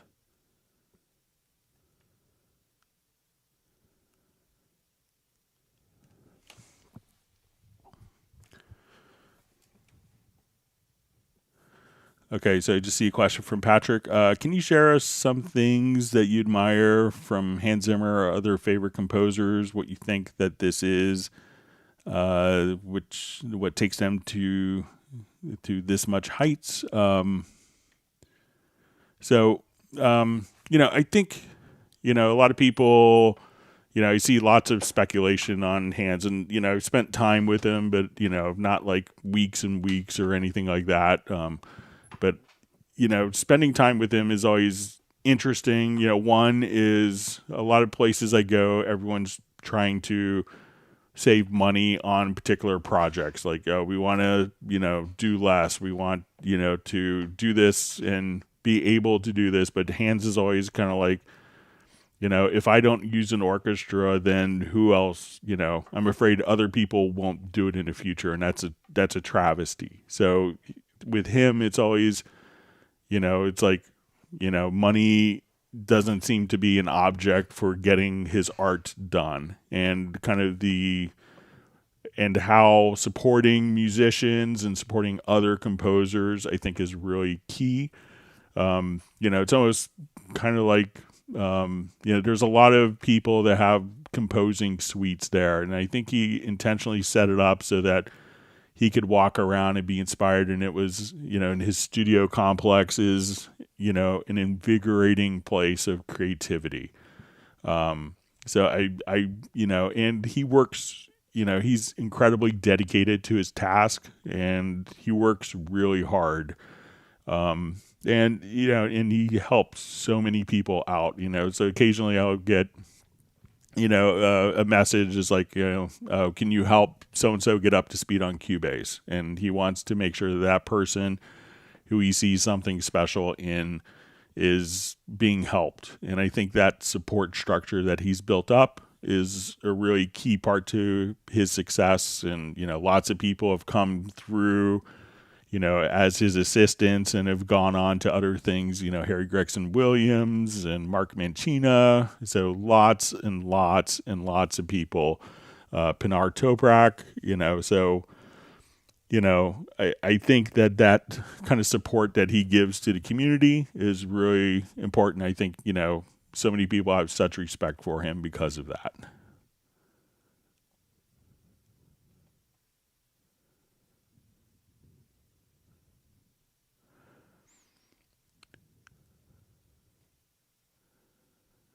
Okay, so we see from Barton Muninghoff, and it says Cubase 11 upgraded to Cubase 12 normal. So is that all right, and I see now it's Cubase Artist 11. So yeah, I don't think that the Cubase Artist doesn't have the control room or the advanced metering that the Cubase Pro has, and that's probably why you don't see that.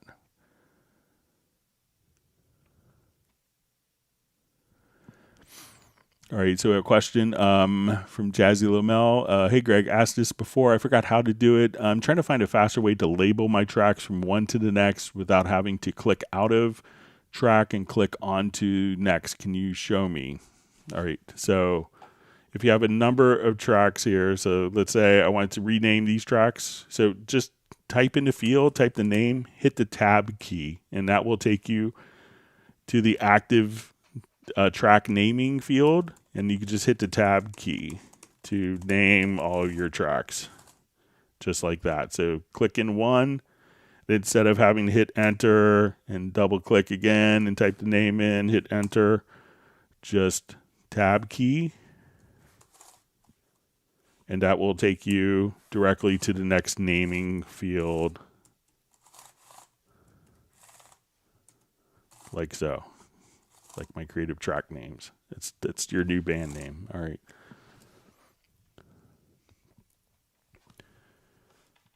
All right, we'll see if there's more questions that sneak in. If not, we'll wrap up a little early. Thanks for all the great questions. Again, we'll be doing this on Friday, starting at 1 p.m. U.S. Eastern Time. The following week is a holiday in the United States, so it's kind of the day after Thanksgiving. So we'll give everyone... I'll be taking the holiday off, but we'll give everyone time to, take advantage of sales on plugins and check out, the promotions that are going on, these Steinberg Cyber Weeks. So there's a lot of great stuff on sale there. So make sure to take advantage of that. I'll give it a couple more minutes and see if anyone else sneaks in with a question. You see Patrick just saying, thank you, have a great day. All right. I know there's usually about a 30-second pause by time.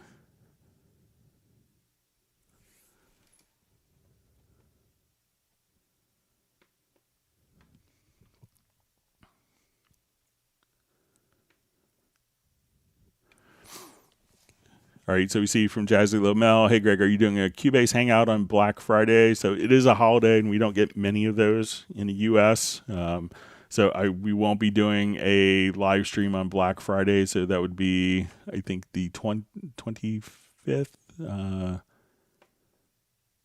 Yeah, so on the 25th, so we won't be doing one on that day.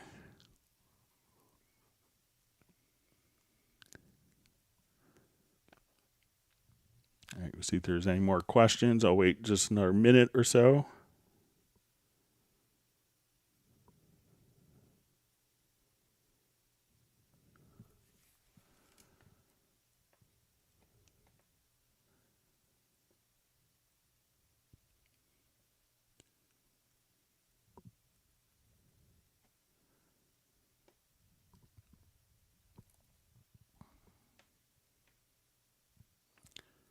All right, we'll give it another 10 seconds, see if there's another question sneaks in. If not, we'll wrap up.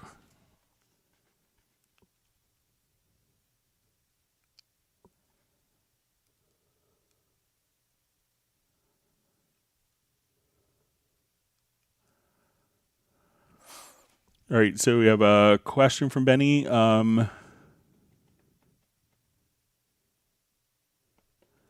All right, so you see a question. You showed something about pin a track. So if you always want, like let's say if I always want this track to be at top, one of the things we could do is set up a divide track list. So we see this little icon here, it looks like a divide symbol. So now I could take this particular track and move it to the top. And then we have kind of almost two different zones. So I could move up and down within this zone and always have this track visible. And then I can move up and down with all of my other tracks. So if you always want like a lead vocal or something to always be visible on top, just again, and if you wanted to turn that off, click here to divide track list. And then it's this little icon right here. So you could turn that on and off right there, just like that. So let me know if that's it, Benny. All right, so we see from Sable Winters, on Absolute 5, I've installed instruments and content onto external drive. They are registered but cannot be found. Should I move them back to internal? So really all you should do, Sable, is find the content and right click on one of the files. It would be a number of VST sound, like .vst sound files. And then just choose to open. You could double click on it or choose to open in the Steinberg Library Manager. And then it should be able to find all of the content for you. So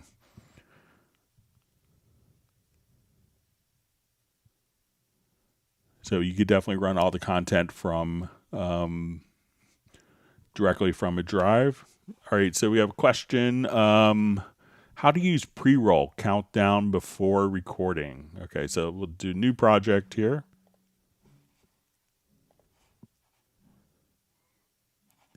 All right, so I'm going to turn on my metronome. So let's say play, and I'll turn it up a little bit so we can hear. Okay, so I want to add an audio track. Okay, so I want to do, so right now when I hit record, I have it set to do like a two bar count in, and we could see this right here on the transport. And if you may have to go to like where the metronome is, and at this point, just kind of, do you see these three dots? Hold the mouse down and move it over to the right and activate the pre-count. So once I come over here, let's say, okay, I'm going to hit record again. All right, so we get the pre-count. I turn this off. And it just goes straight to record. So you'll just see the pre-count right here. So just turn on that icon just to the right of the metronome click. And you may have to expand that over.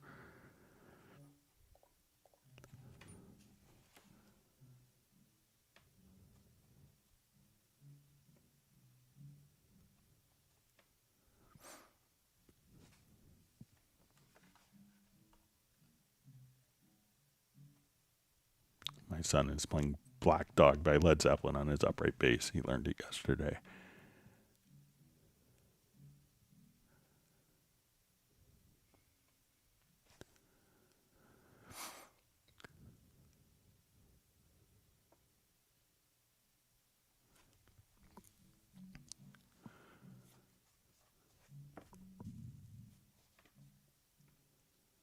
All right, so we just see from Jay, says, "Hi Greg, I'm recovering from surgery at my girl's. I'm wondering if Steinberg can upgrade my Wave Lab because dongle is across the state.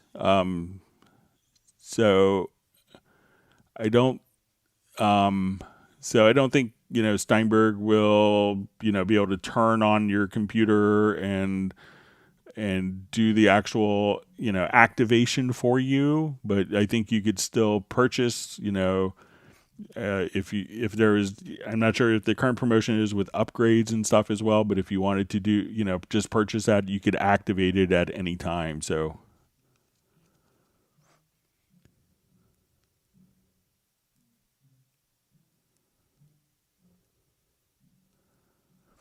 all right. All right, so we see from Jazzy Lamel, one last question. When I import audio files from another door, I guess DAW, the names don't come up. And is there a way to have the names come up in the tracks? So, if you are just importing a file, so let's say if I import an audio file, so say I come here, I open that. So it's not going to, the audio file is what's being translated over, but it's not necessarily the tracks themselves. So often when you're, if you wanted to save it, export it as an AAF or OMF, then the track names I think would come over, but not if it's just the actual audio files themselves. So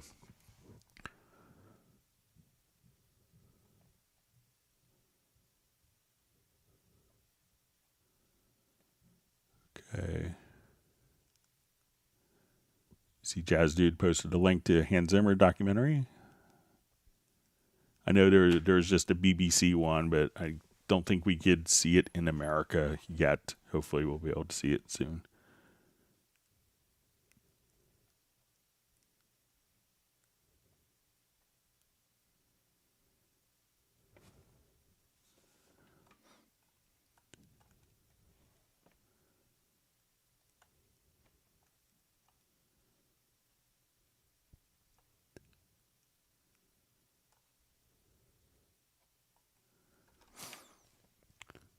All right, so we see Benny, and I think this might have been about pinning. It says there was something in the left corner.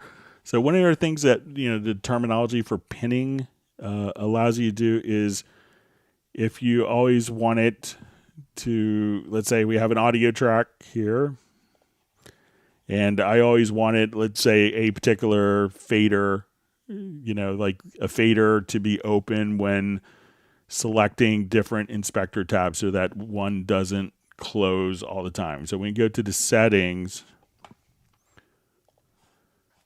you could choose for, I want to choose the fader, and then we could pin the fader like this.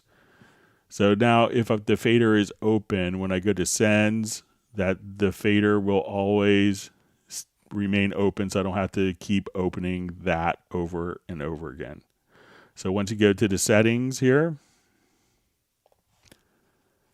at this point, you'll see a pin category for visible items, and then that way that could always remain open, and opening another tab doesn't close it for you. So let me know if that is what you were thinking of, Benny. All right, so a question from Bob.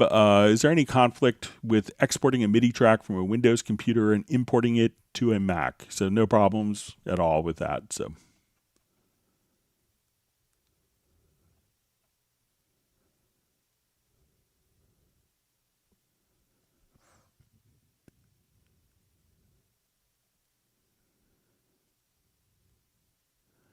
All right, so we see Jay from Secret Studios, so asking if there is a Zoom meeting on Friday. So there isn't. It'll be on the 29th.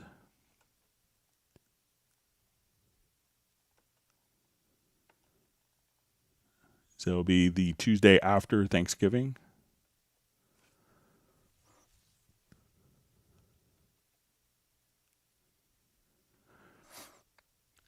All right, so we see from Soren, is there a smart and simple way to create a tempo track to acapella Vox? So, every acapella Vox, could be different. So if it's not going to have an automatic, like if they're singing something that's very rhythmic, it could, you could find a tempo of that, but if it's not something that's steadily rhythmic, which is often lead vocal parts, then you may not be able to, create a tempo track, easily. So, but a lot of times, you can get a sense of, so let's say if I wanted to take like this project here, I'll just turn this down. So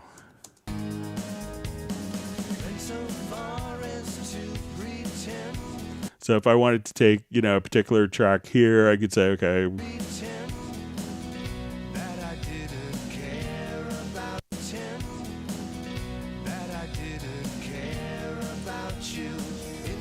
so if you have like a measure, so let's say if I'm here, if it's changing constantly,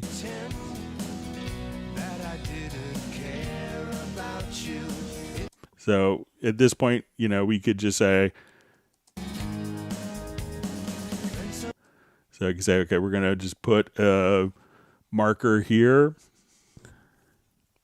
Like if you find like 2 points and you say, okay, this is 4 beats in a song, and you think that the vocal is roughly the tempo, go to your edit menu or project menu rather, and go to beat calculator. And then you could just say, this is 4 beats a minute, and this will tell you the tempo. Or so you could say, the space between here and here is 4 beats, or this is 8 beats, and this will automatically kind of tell you the tempo. So, if it's, something where you have like one line every 3 measures, it's probably not going to be, that good of a file from the acapella to, figure out what the tempo map is. But a lot of times when you get acapella vocals, like for a remix, you have the tempo information provided to you. All right, wonderful to see Pablo on the live stream, catching the end of it here.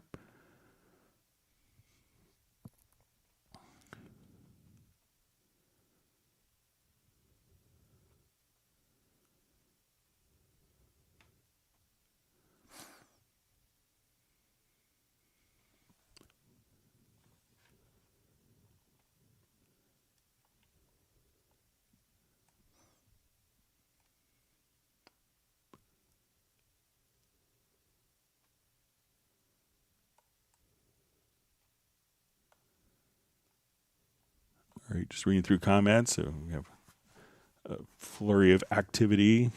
So glad we didn't end a little earlier. All right.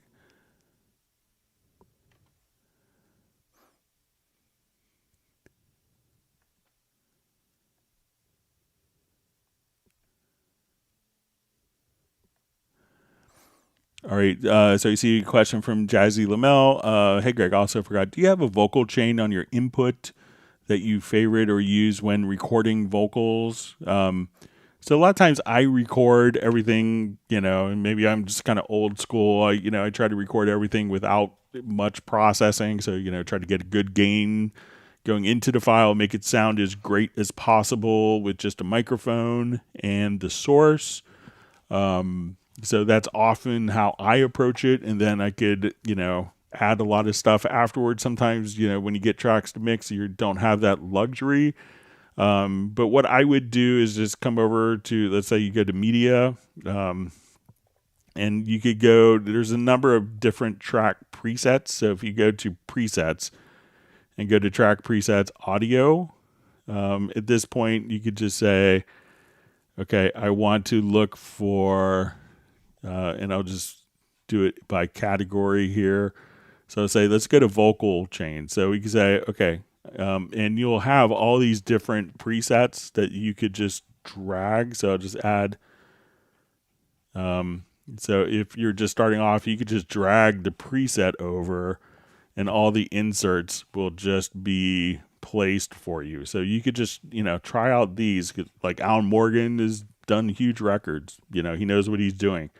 So, so you could just kind of come right over here and, and drag and drop and try these different, presets out right there. So I tend to, I try not to, do the same thing on every project that I'm working on. So, I will, instead of using like the same thing over and over and over again, I will try to approach each song and, whatever challenges it actually presents, I'll try to meet.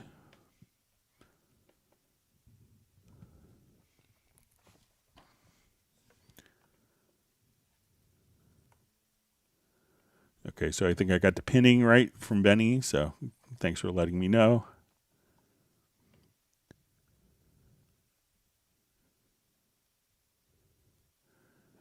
See, Pablo's asking, we don't see Gareth on the live stream. All right.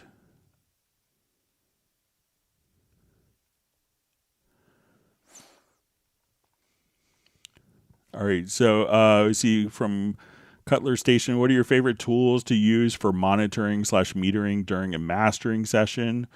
So, inside of, one of my favorite additions to Wavelab that came, I think, in 10 was the, ability to have supervision.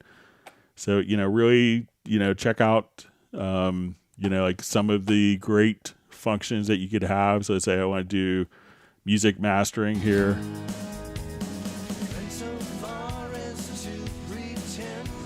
I'll do a lot of phase stuff. So if I wanted to come here,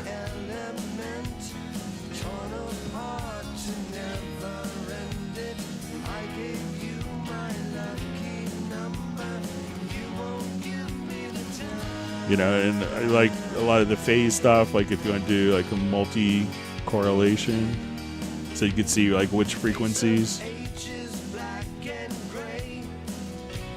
So I guess it's here.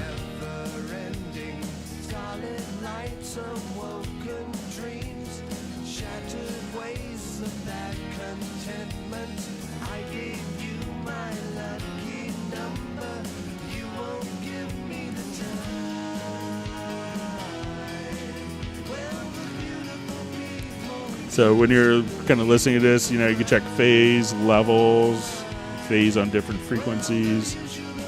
And if you want to see time, you could.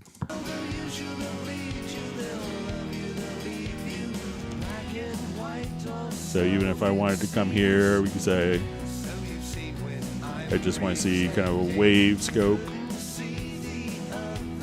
or oscilloscope.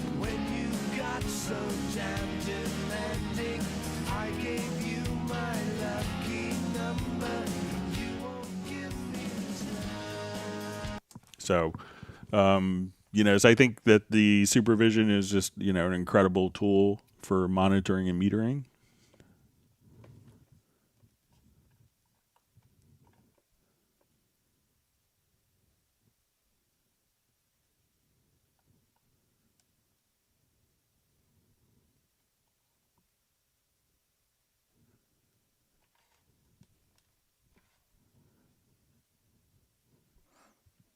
All right, so we see Pablo's finishing his vacation today.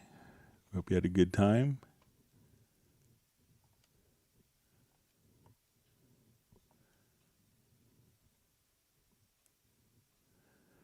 All right, so we have Ubukun from Nigeria. Thanks for joining us. All right, and we have John Cooper just saying Cubase looks awesome. Thank you for these lessons, taking notes, and they'll be available to watch afterwards as well.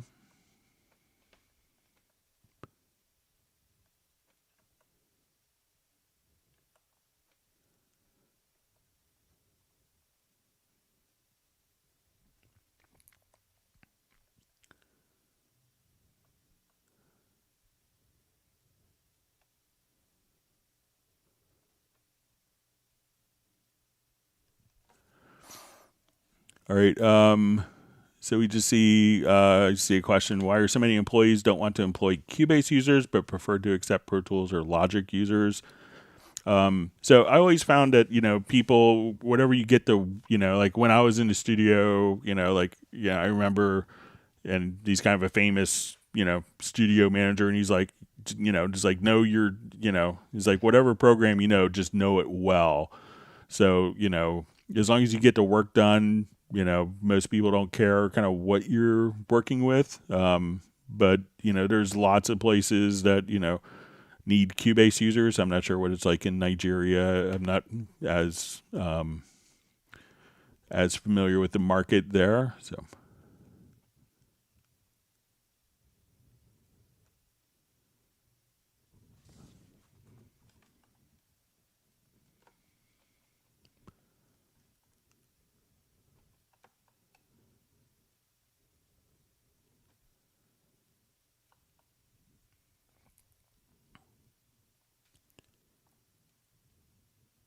All right, and we see Pablo just saying he always prefers Cubase. That's great.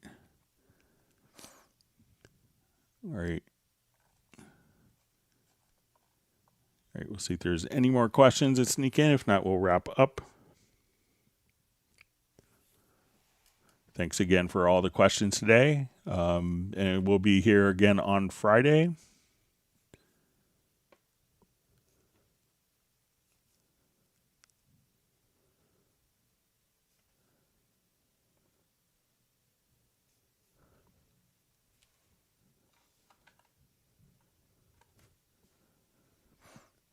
Okay. All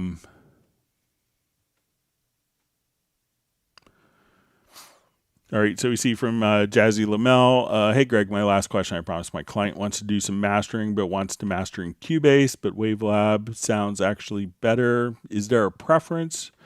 I think a lot of times, people could use, you could get incredible sounding results in either program. I think that, Wavelab has like specific workflows for mastering that make a lot of sense. But, as far as like the audio engine, they're both, they're slightly different, but they're both great sounding. So either, if you wanted to do the mastering in Cubase, I don't have any problems with that. If you wanted to do the mastering in Wavelab, that's totally fine too. Some people will do some stuff in front of the client and do some stuff when the client isn't looking. Whatever gets you to the end, whatever gets you to the touchdown, to the end zone, gets the soccer goal scored is what's important. So, all right. So we see Sable Winters just asking Zoom on the 29th. So yeah, it'll be November 29th for the Zoom meetup. So 2 weeks from today.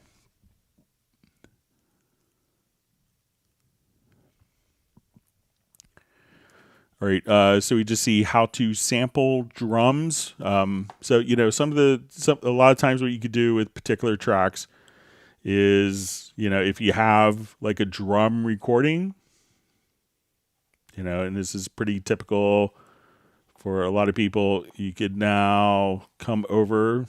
So if you want to do drum sampling, I could say, I'll just cut the kit here. But if you wanted to just take, like I have 3 kick tracks on this particular recording, so I could just take this and take my kick drums and drag it to a pad. And then if I wanted to layer, so we could just simply take a recording and drag it in. If we have the full version of Groove Agent or the full version of Hallion, we could actually just sample directly into. So if we have, let's say, full version of Groove Agent,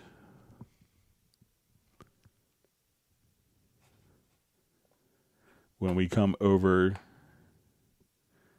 to here, we'll just say, okay, we can actually go to the edit and we could record directly onto particular pads right there. But if you wanted to just take the audio that's already been recorded, you could just drag and drop it right into Groove Agent.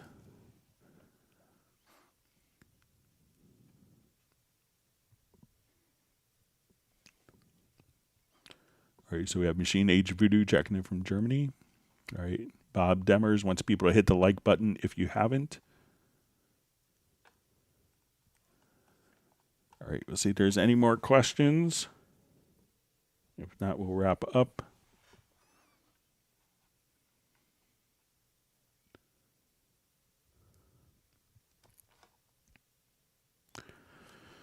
All right. So we see which countries can I get an offer as Cubase users. So I know in the U.S. there's lots of studios that and schools that teach Cubase. So there's definitely lots of composers, film composers. There's lots of artists. So I'm only based in the U.S. and since COVID, I haven't really traveled internationally. I know there's lots of places in Canada as well. Lots of places in Japan. Germany, England, so there's lots of different places.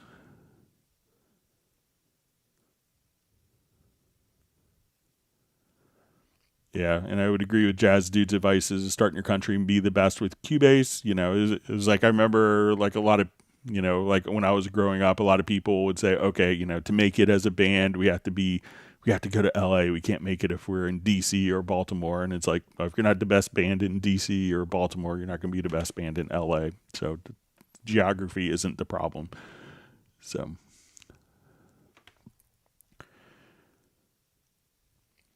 All right.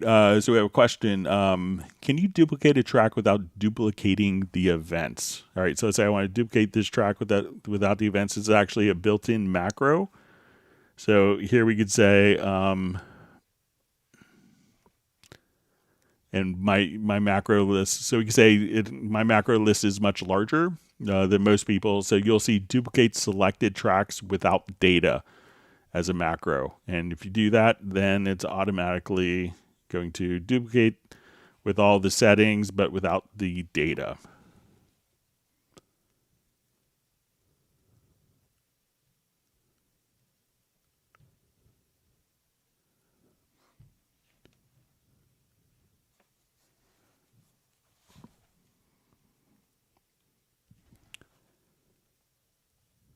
All right, wait just to see if there's any other questions. Okay, so Michael Pierce is going to crash with a hot water bottle and some soup. Sounds good. I could use some soup for my throat after talking for 4 hours.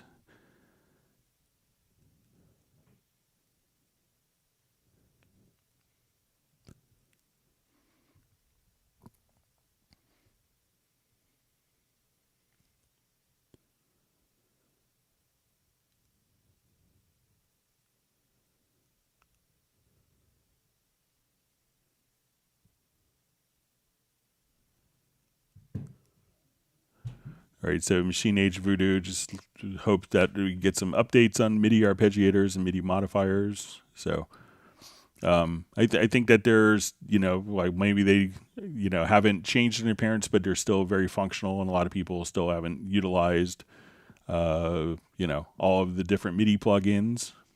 All right, so we see, will there be a Cubase 13 soon? So, realize that Cubase 12 just came out about 7-8 months ago, so it's still kind of new within its life cycle, so it'll probably be a little while. See, Michael Pierce says, thank you as ever. These sessions are always so informative. Thanks for being on, Michael. I look forward to seeing you, and we hope that your gig went well, Michael, on Saturday. All right, let's see if there's more questions. If not, we'll wrap up just a couple minutes early.